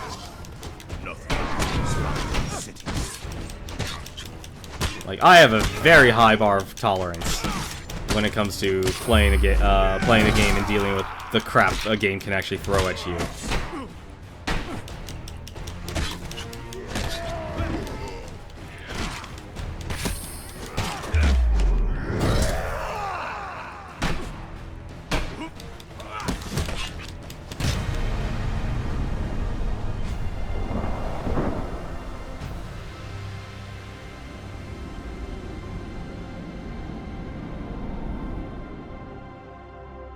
I mean, I like this game and I like its concept, but man, it can just be rough.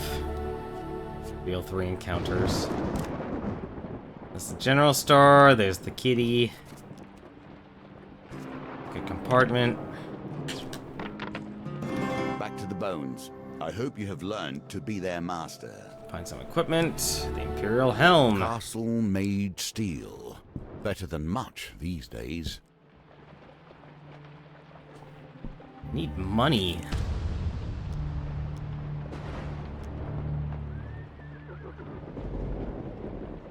You need 15 fame.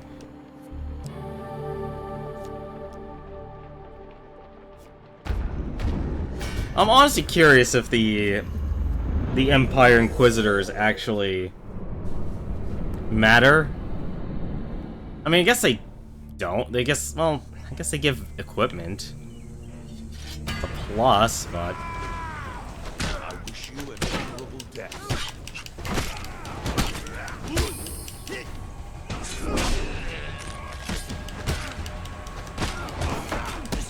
Damn it. The worst part is we don't have the shrine anymore.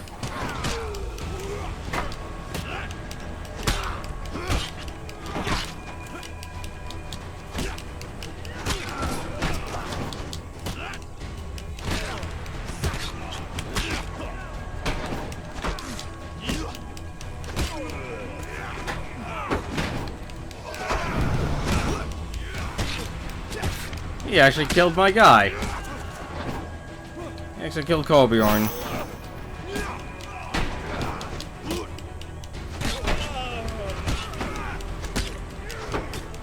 The one plus about Bastion, it'll actually do weapon damage.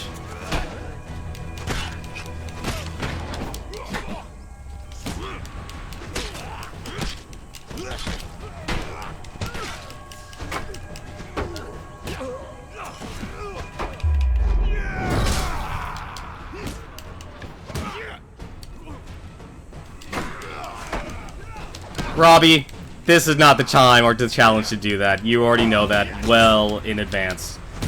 You've seen what this challenge is. You've seen what this challenge is.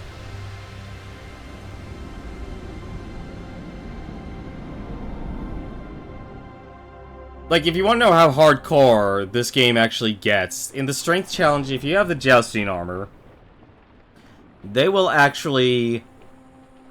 In the first round, they'll throw 3 monster cards at you. 3. Right off the bat.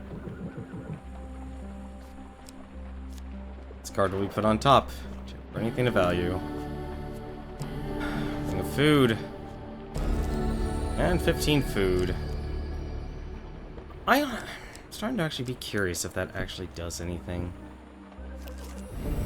That's the portal. Blessing. What's that? A friendly innkeeper in the general store. Do we have anything? Imperial helm. Both of those. And only the adventurer's armor.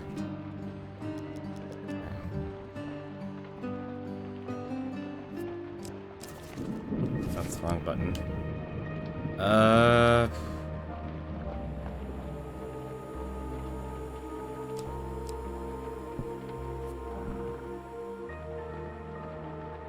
Discard this into 2 food.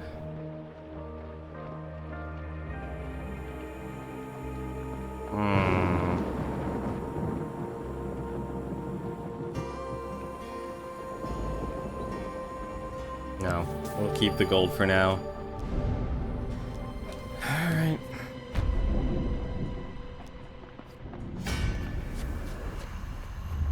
Yeah, this is just throwing nothing but negatives. Like, I think if anything, the way the devs did it, they designed it to be nothing but negatives. Like, with, like, or a very low percentage of positives. And I find that very disheartening, actually, because I feel like that should be, like, a chaotic RNG.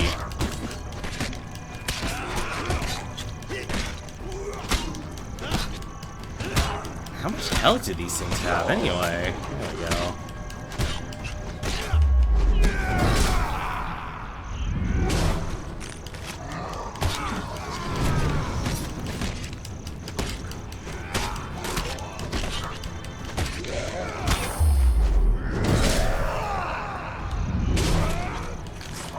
Yep.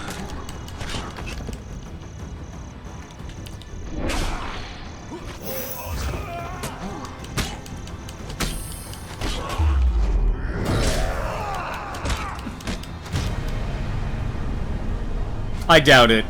I very much doubt it, Robbie.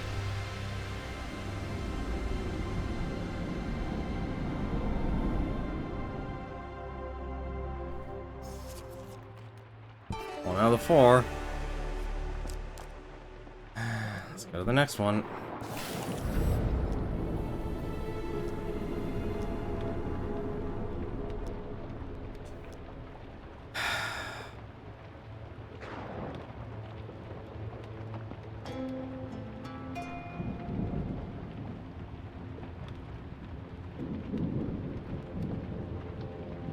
Your blood, your gold, or your glory. Gold.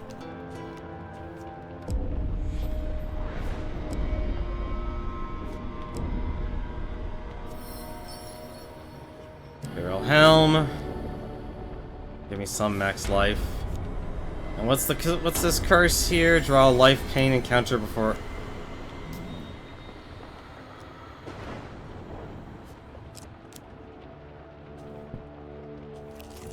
This is a brutal. Well, at least I balanced that out. Ask about curse removal.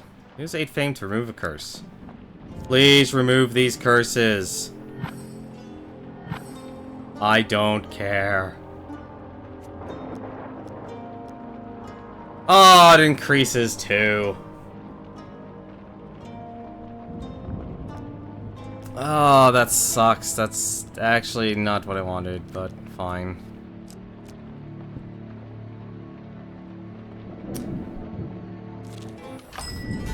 General store. Don't want to sell anything right at the moment. What's the equipment at the general store? A spike bone cart. Wish I had that. Could have paid in blood. Fate's dealings.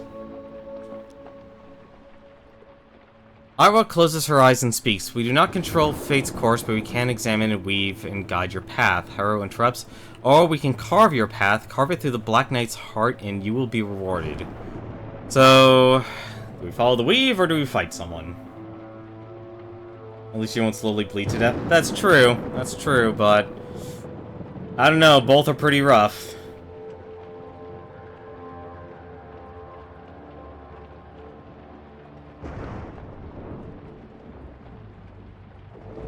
I'd rather fight the Black Knight. I'm sorry, guys. I will fight the Black Knight any day of the week over relying on the game's RNG right now.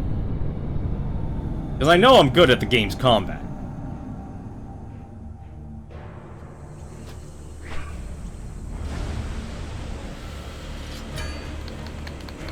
Oh, a time limit.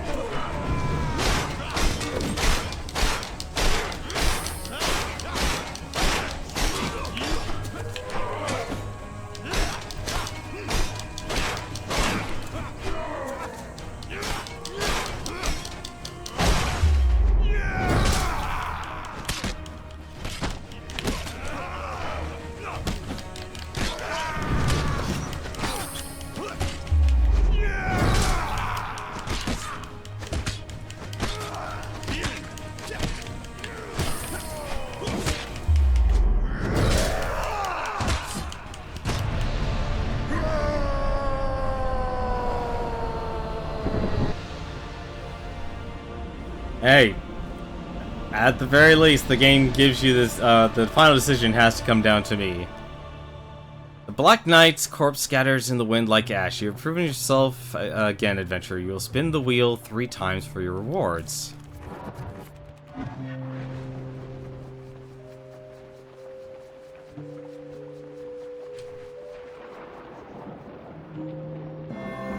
Okay.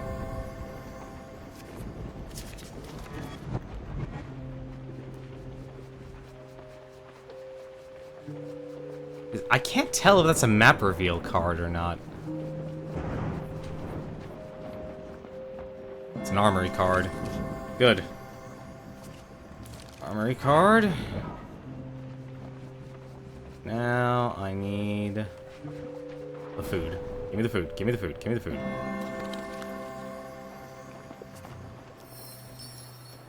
That was the White Knight.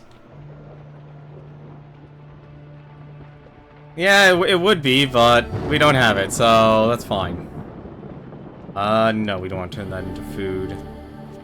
Come on. Spike Bone Guard! Dispel curse, ignore the first curse that you draw. Yes, I would like... A suit of armor suited to your temperament. So I'm guessing that won't cancel out the, my current curse. I'm assuming it's not going to do that. Nope, it's not. Alright. That's fine.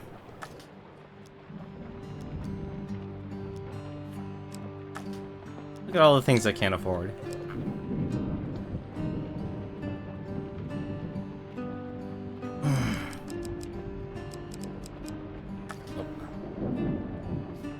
Alright, let's continue. I'm not famous enough yet. Forfeit that immediately. No. We refuse. I'm taking that armor. Go back to the... no, once you use a card, you can't go back to it. So you can't go back to, there are very few cards... No, there's some cards you can go back to. But there are very few. They are very sparse. Ooh, that looks nice. Hi, run into all the soldiers for me.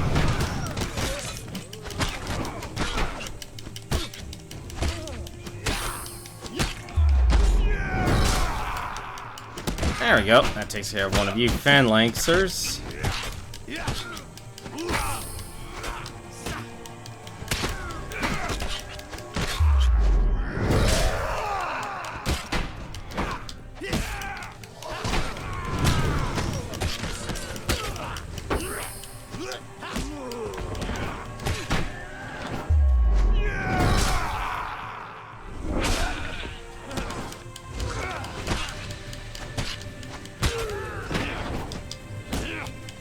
Kinda need you to die. Darn it. I was going for the execute.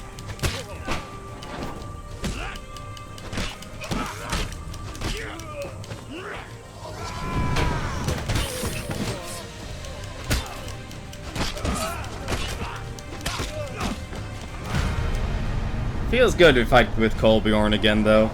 I love his stun. I don't think it's as good as, say... It's good, but it's not like, say, Malaclips, or... I guess if you're just looking for someone to tank. The dealer adds more Empire monster cards to the deck. Fallen for anything of value. No, we want more max health, please. More food is always nice. A lot more food. Alright. What this is, that's the portal. Let's continue exploring since we're not bleeding our butts out anymore. I'm actually okay with fighting these guys now. I have no idea which one this is supposed to be.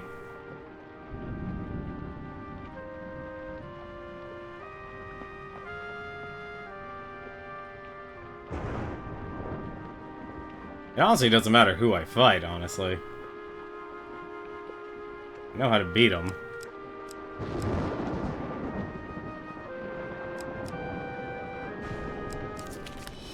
Nope, I was right the first time. Oh well, let's fight an ogre. You know, that's actually probably one other way to do it. Instead of trying to follow success, you could try and follow huge failure.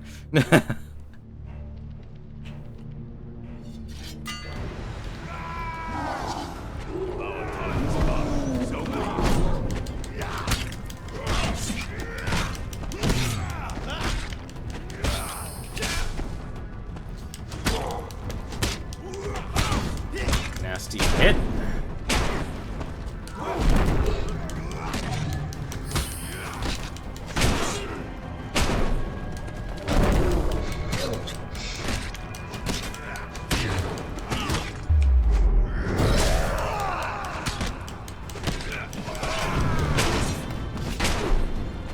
What?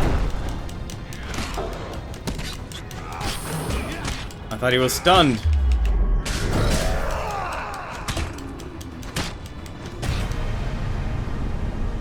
I'll follow it, lose track of it, and somehow find a huge failure by accident. That definitely would happen to a few people.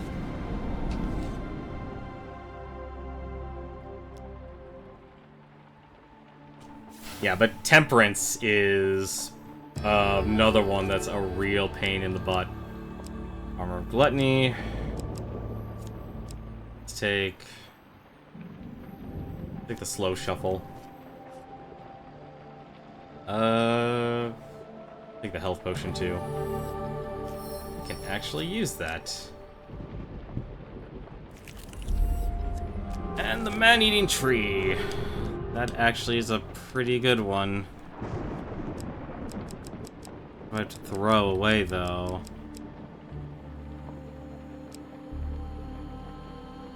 Throw away the ring of food. Here, have a ring. 15 max life, above 100 again. Thank you. A curse card that just draws curses. That's just rude.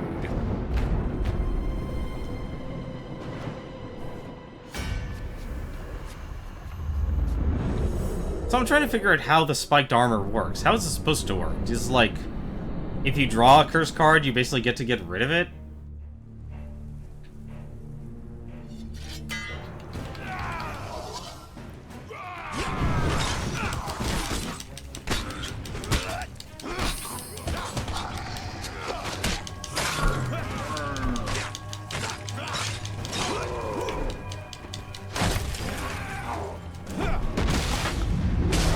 Get rid of these things. Unless that happens.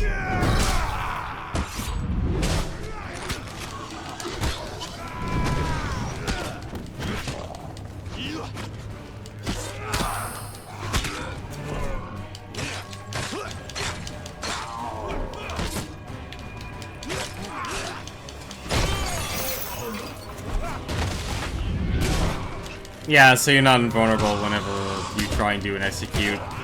That kind of sucks, but I guess it's kind of overpowered.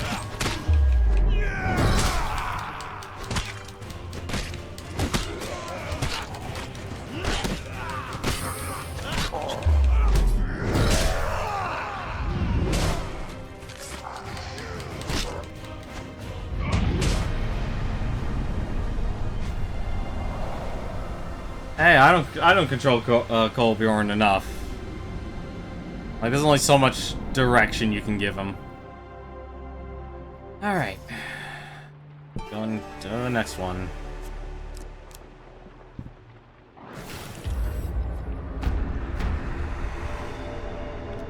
Continue to watch.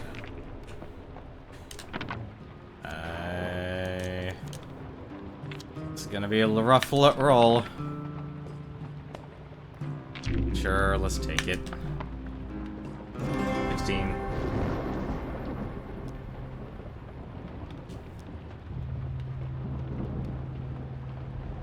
Do we watch, or do we sneak up on them?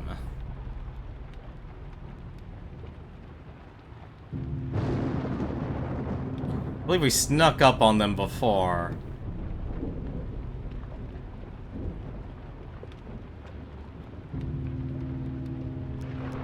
I'm a glutton for punishment.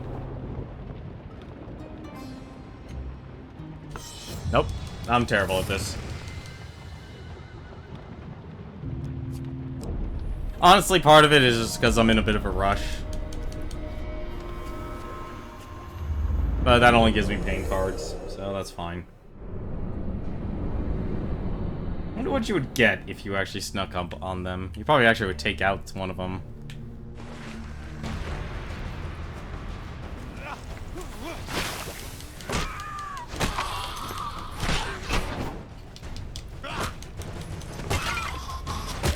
At least skeletons are really easy to kill.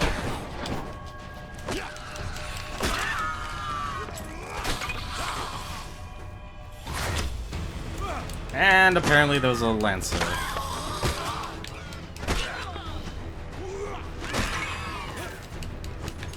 No, you don't. Ah, that just brings them back.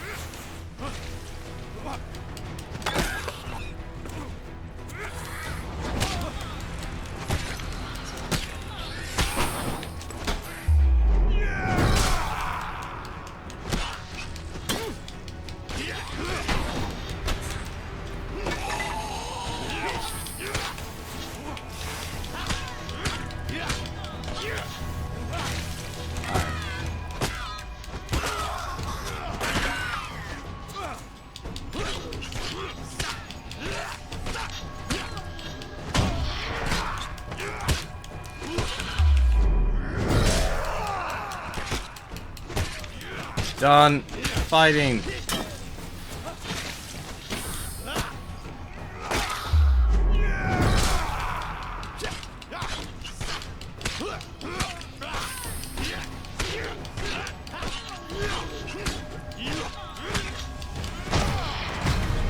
There we go. Precision gambits aren't as easy as you'd think.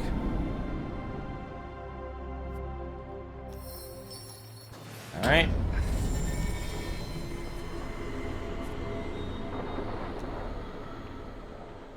Explore the graveyard a bit more. There's a ring. A little high risk though for me. I know how to get that though. Let's see what you do with that, given your position. Okay, so let me check my curses right now. I still have the Mayor's Blessing, and I still only have the Goblet's Curse, so I guess this actually... Draw and ignore the first curse that you draw. Yeah, so, wow, that spike armor is really good. That is really powerful.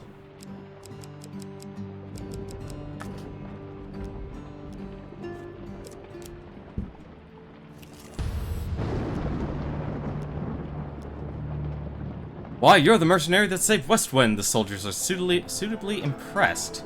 The commander bows and allows you to continue on your way.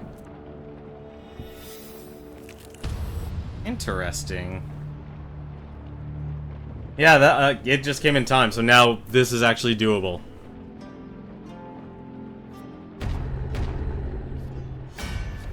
This challenge actually just became doable just because I got that luck.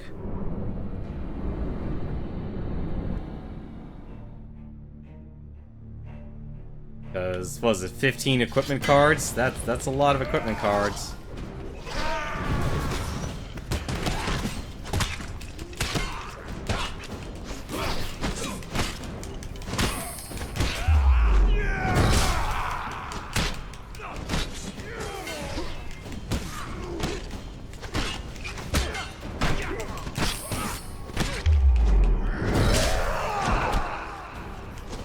Oh, Goldborn got tied up.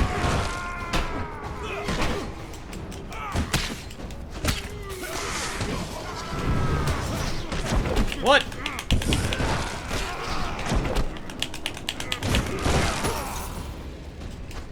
Darn.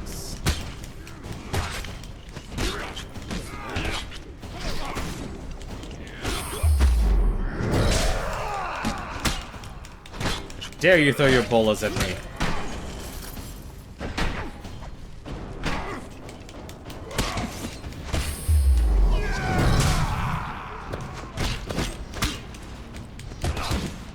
I'm actually surprised that actually hurt me.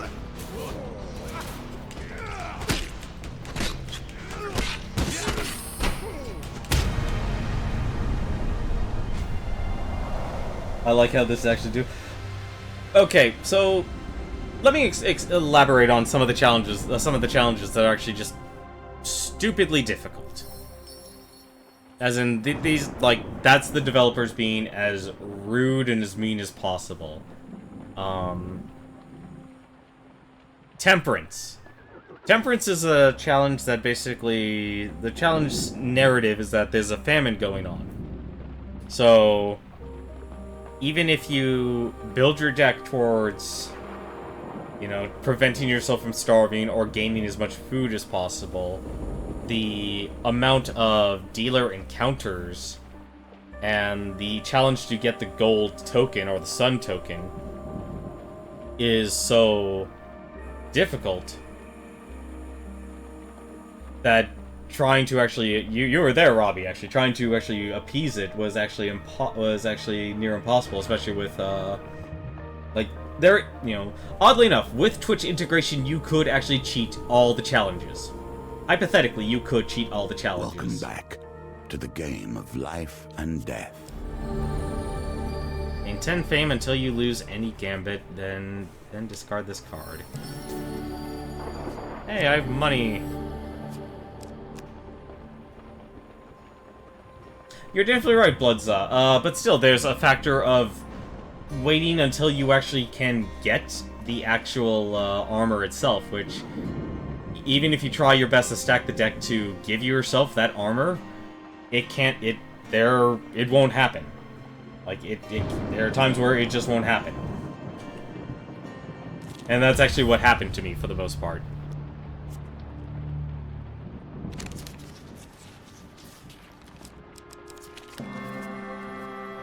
I'm getting stupidly good at this for some dumb reason.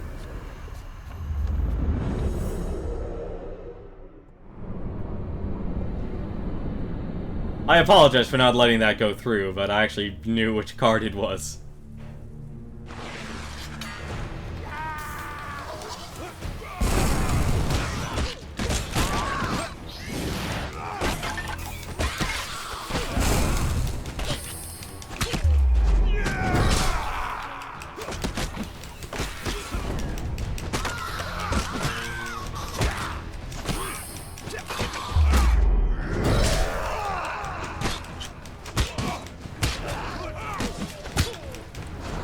Also, this is gonna sound really mean, but I think I might actually finally... Oops, nope, finally actually get hit. You're right, the tower quest I had to actually do... I had to do that, that card gambit so many times. But you're right, Bloodset. Like, there, you can build the deck towards countering it, but there's still that RNG part. That can actually just really hurt you. Word of the Innocent, let's see what that does. Reveal 2 new random encounters at the start of each new map. And this also does Shield Reflect. Very nice. Yeah, let's definitely take Ruby Ring. We currently have more blesses than curses. There are benefits to besting the devil, not least of which are the new friends you will meet along the way. Are you the one that ruined Apollyon's fun? A woman with the pointiest face you've ever seen approaches from the shadows one night. Yes, you are, she laughs. How delightful. Did he cry? He used to be such a crier in our youth. Oh, you're wonderful, she pokes at your bicep. I'll remove your curses if you like. Although, it goes against our nature to gift without games. He throws you some silver dice. Here, roll your luck. Split it by 6 and lift the number that curses from your soul. 6 is a lovely number, don't you think? That's why I have 6 fingers on my left hand. You glance at her hand in alarm. It's a hoof. Oh, that is...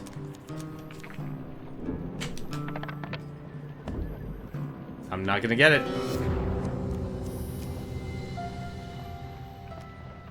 Oh, what a roll. The demon winks, pulls out an arquebus, and flicks around some counting beads around. 1! The demon flings the arquebus to the floor and shatters like glass. That's hardly enough to sate my hunger, but it'll have to do. There you go. Take it. You feel a pull on your soul as the demon wrenches the curses from you. She smiles at your discomfort. Still laughing about Apollyon's failure, the woman waves goodbye and disappears into the night.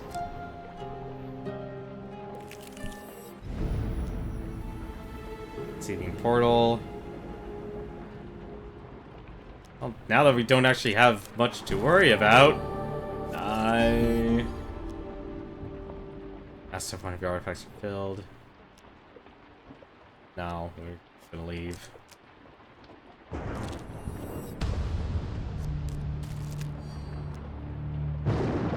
You cross party with Empire soldiers, stopped and carried. You there, what do you know about these portals? Oh. Okay, so basically if you have enough fame, they won't deal with you. That's actually nice. Very nice.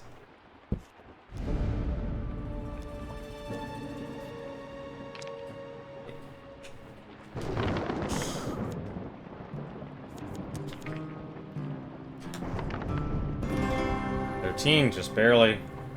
A win here sets the tone for your challenge. The Blight of... the Juggernaut of Blight. I don't remember fighting him. I don't remember fighting a Juggernaut of Blight. And we slit her throat and just walk away loaded with curses. No, we did that last challenge. We did that just a few months ago. Yeah, I never fought this guy. Corruption. Layered on top of corruption. A nightmare made of sickness and disease. Use Bash to break the Terror's armor and defeat him with a finisher before it regenerates. Interesting.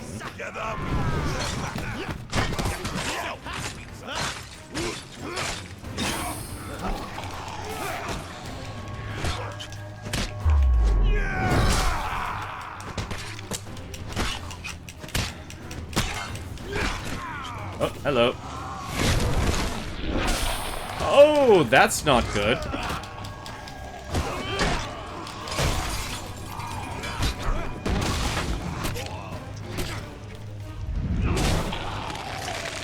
Ah, I see. So it won't go down in one hit. Gotcha.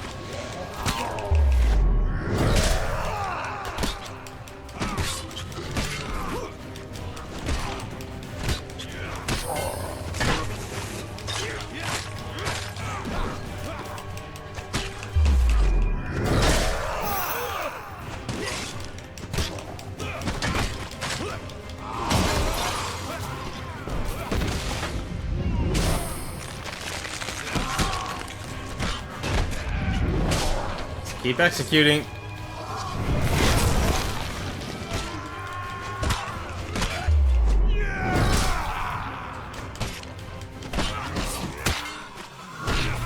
Keep on executing.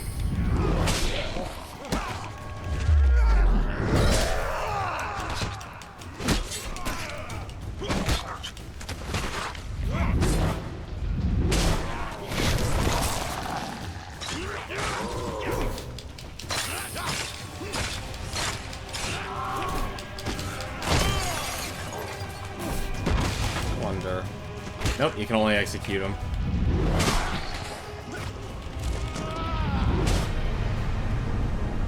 I like that if you're someone who might know about the portals, they just ignore you.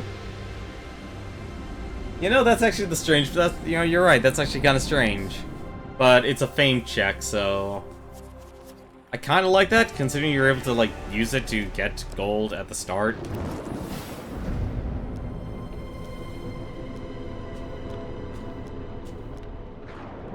Take the scepter. Use 4 fame before every encounter. And we lose that. You know what? I'm curious. I want to see what happens if we just run for it. Actually, Robbie, that curse actually does a lot. That curse actually does a lot more than you'd think. A mage is fling spells at you. Great. Thank you. Really, cope. Really, game. Really? 15 life. 20 life. 15. So, it doesn't actually matter. No, it actually doesn't matter which way. Alright.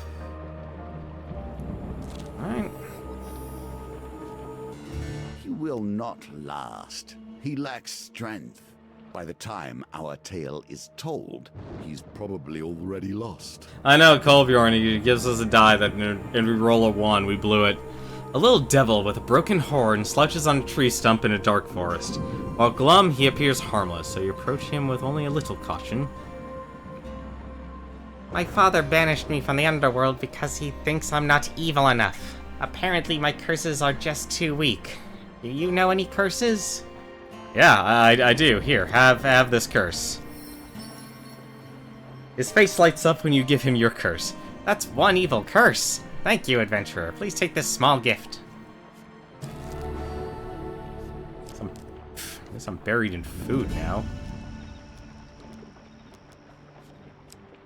As the winds return.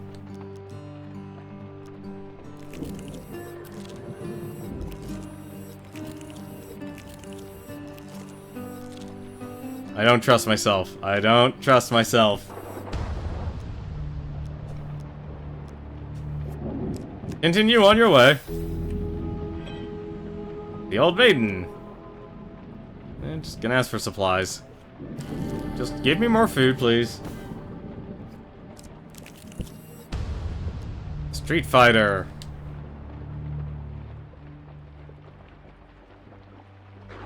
Yeah, this was a brutal challenge, but the spiked armor came just in the right time to take out the curse stacking. Because, oof. Like, the curses are very potent in this game. Blessings aren't that potent in this game. I'm going to fight some Empire. Let's fight some Empire. Like, the blessings in Hand of Fate 1 were far better. By a milestone. But the blessings in this one are more like if you fail or to help you pass the challenges.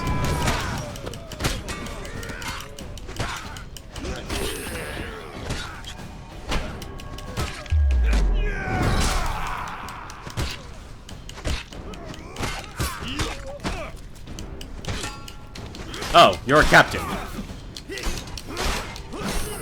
I didn't even realize there was a captain amongst our midst.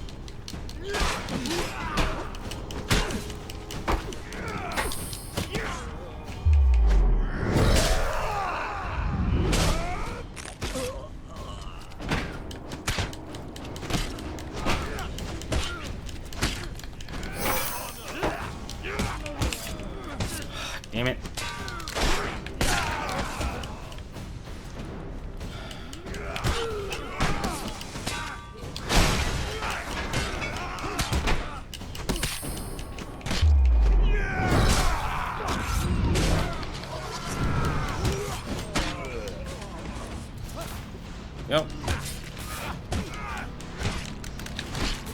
This is the worst I've done in a street fight.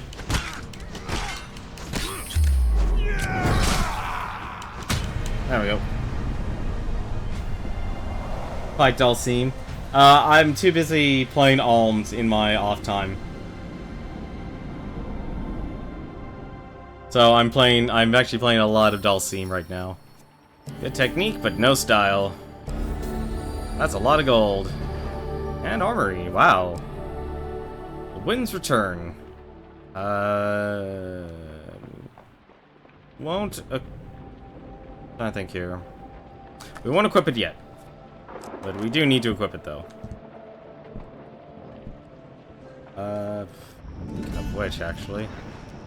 Actually buy equipment here. We could buy the Exquisite Blade.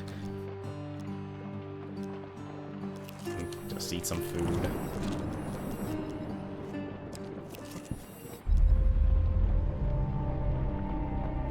I know, Robbie, don't worry.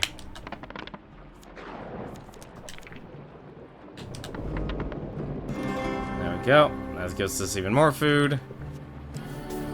And money. Or apparently just a lot of money. I thought that gave food, but apparently it just gives money.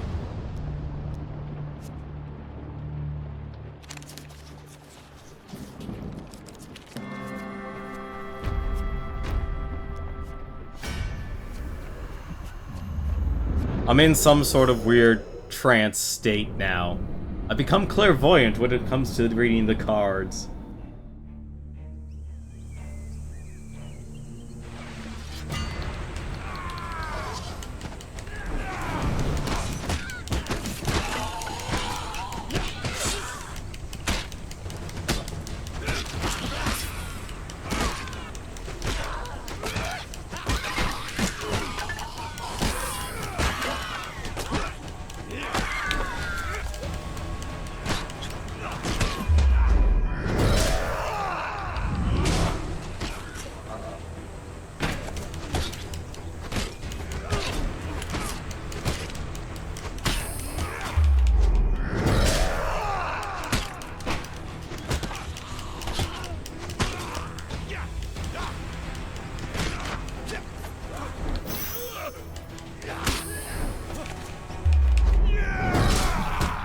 I wonder why all these thieves want to help all these skeletons. Like all these people are reviving the dead. Ultra Great Sword. We're gonna be doing no damage to those things. Armor gain. What else do we have? The Gambler's Jewel. Well, Gambler's Jewel. Let's take that then. And reveal the remaining 2 encounters. So there's the portal, there's deep water, and there's more Mayor's Blessing.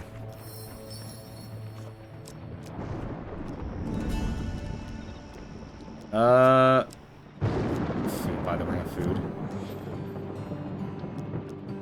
Buy the Ring of Food, why not? I'm also just going to eat my way to fall.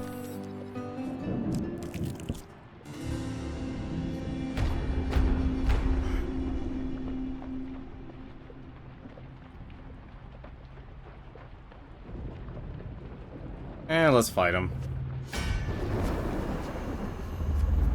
I'm sorry, I'm kind of doing this just to kind of speed through it, but you can see just how long each of these challenges can actually take. Like, you have to make sure you have a lot of time on your hands to play this game.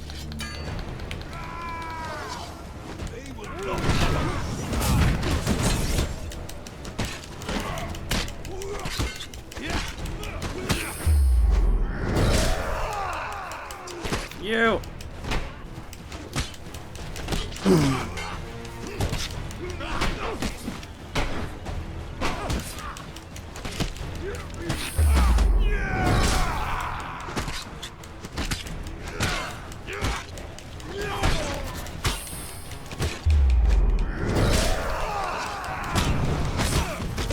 Ah, it finally got me. Oh, the assassin. Now I'm just not paying attention. That is literally what's happening now.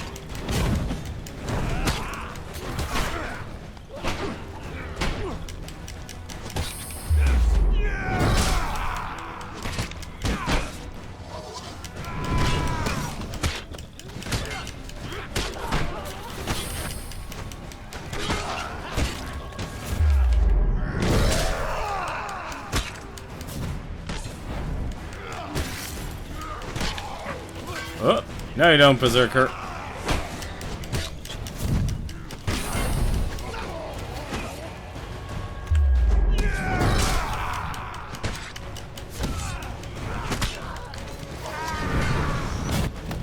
Nope. Damn assassins. Thanks for letting me know about the cards. Like, if I didn't know about what those cards did, I would not be able to do this challenge.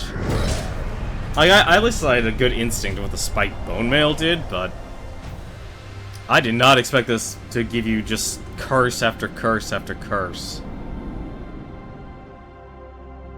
Like, it just sends you into a state of panic, making you think, like, what can I do to solve this? And it makes you think your deck, or the cards you know, and the cards you have, aren't good enough to actually do anything about it. And the Chef's Charm. All of the ring stacking.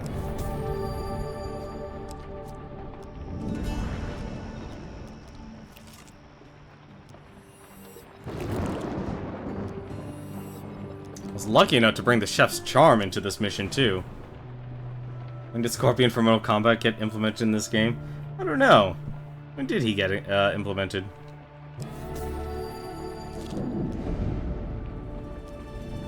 Alright. Let's close the portal.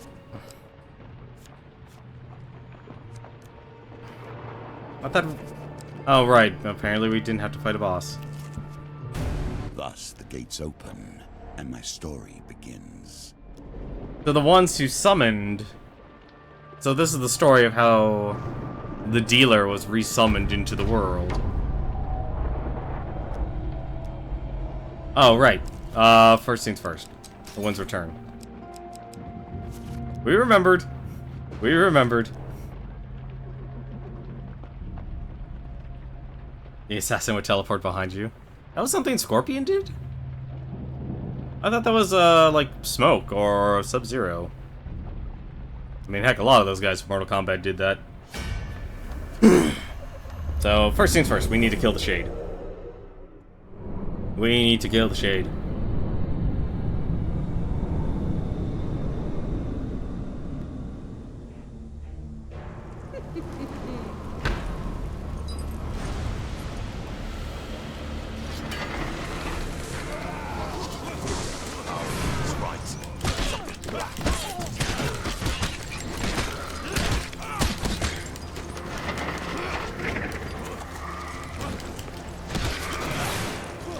Oh, Colbjorn tanked it for me. Thank you, Colbjorn.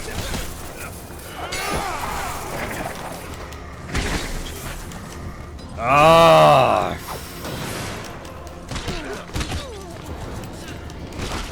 Ah! I hate that you have to just kind of tank it.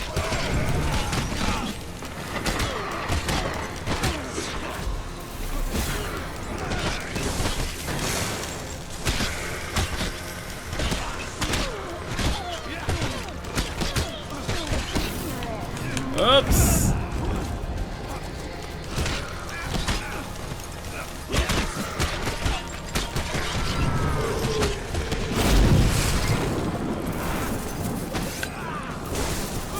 Alright. Where the... Oh, the Shade's dead. Okay.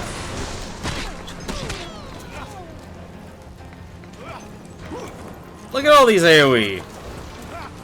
Little overboard, don't you think?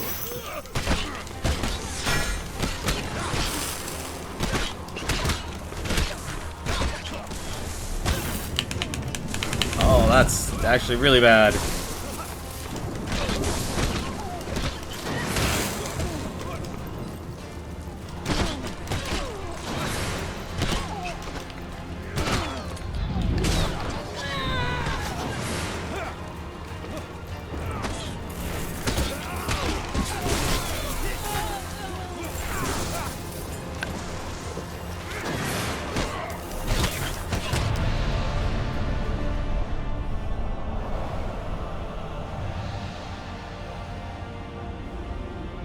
No, I never used Lionheart, unfortunately. I didn't need it. Like, once I had the right luck with getting the items, the Spiked Bone Mail really helped. Because that was the one that prevented the curses causing curses. Like, that was the critical part. You search the bodies for anything of value, but cannot escape the question that echoes in your mind. Who or what have you unleashed here today? I know what we unleashed. We unleashed the dealer. Now, the final moments approach, and with each moment accelerate. You're sealing the portals. The Black Cauldron. Wine of the Gods. Ooh, another Brimstone card. Ordeal by Iron.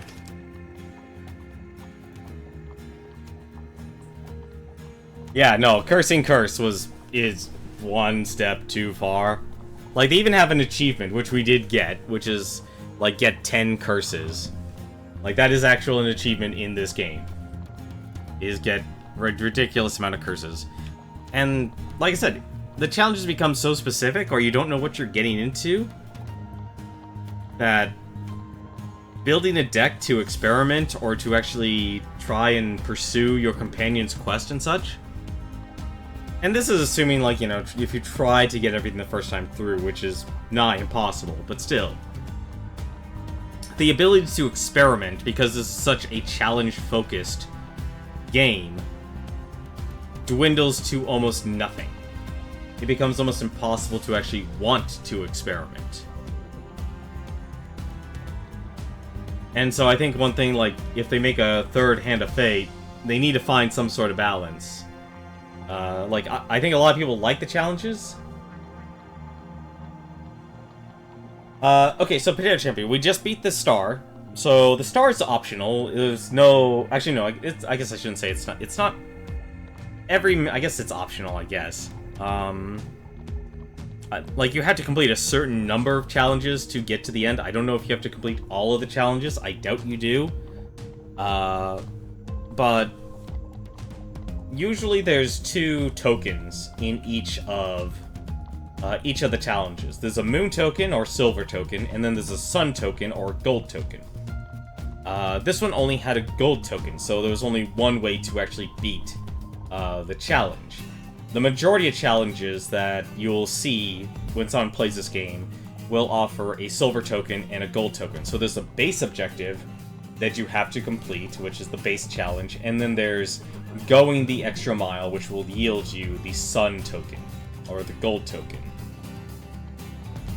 And every time you beat the challenge, that and any other tokens that you gain from any of the cards that you've played during the mission, you will get more cards to add to your deck, so you can try and stack the deck more in your favor, or take encounters that will be more suitable for the challenge that you are undertaking.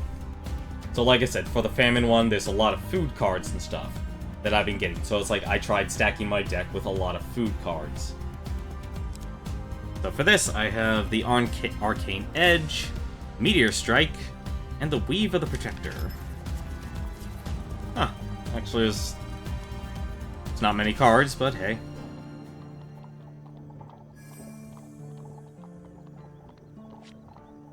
And now we have the Moon.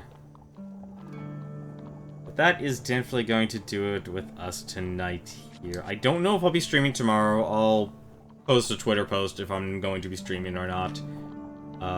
Just simply because it is Thanksgiving, and I think most people would probably want to celebrate their Thanksgiving with their friends and family, or just simply go out and have themselves a good time. So yeah, we apparently have to complete the Moon as well. So what, we're 1, 2, 3, 4, we're 4 challenges away from beating this game now. So this actually might take 4 more nights, given how difficult and brutal these challenges have become. I really hope, like, what was it? So the Star, that's a really difficult one. Temperance is a really difficult one. Justice, getting the gold token is actually really difficult.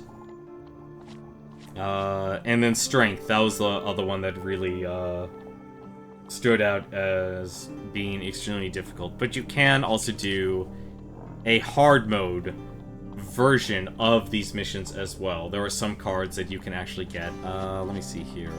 So the High Priestess, for example. There are hard mode challenges. So there's actually... where is it?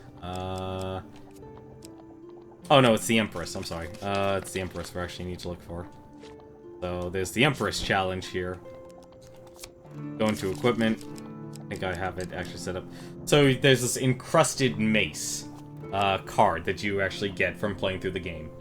And it says here, to unlock the weapon token, you must complete the Empress with this item to unlock the token. And what that does, if you include the encrusted mace in your deck, it puts it into a hard mode. So there are ways to basically make it extremely brutal. Devil Go token is easy if you use the right strat. Ah, yes, but that's the big thing, if you know the right strat. And there is one other thing I will say about this, in terms of just simple game design. A lot of these challenges are being designed very static. So you still have things like RNG, you're not going to get the right item at the right time. You know, the star, that's not an easy challenge. Even with everything basically going my way, you guys voting in my favor to getting gifts and stuff, you know, the challenge standalone is extremely brutal. Like, this is not a game that pulls its punches. Like, you have to know, you know, what you're doing. Like, it's doable to do, like, 100% completion, though. Like, I think if anything, you'll probably be playing a little bit of the lower end of the missions to try and actually go through, unlock all the tokens, instead of the higher end ones. Because the higher end ones just get so specific to what you need to do. It gets kind of ridiculous. But that's going to do it for me tonight, though. Let me actually take a look here and see who is streaming right now. I actually don't have... I need to actually take a look and see who fills the night slot. Because I don't have anyone I know who really streams at night consistently anymore that I currently am following. I kind of need to expand my variety here. For now, though, it looks like we have Mio Hello. Oh, thank you very much for the follow, Bloodza. Or Blood... Is it Blood's Balls, or... No, Bloodsalls. I'm curious if you used Leap there, or if you just added numbers. Either way, though, I'm going to give a host to Mio Hello. He's actually streaming Metal Gear Solid 2. I believe he's actually at the end of the game, or it might be the last stream for Metal Gear Solid 2. So, check him out if you want to go watch that. I'm gonna go take off and get ready for Thanksgiving. So thank you very much for watching. Hope you've enjoyed it. And once again, I'll let you know over Twitter if I will be streaming tomorrow night. Until then, happy Thanksgiving and take care.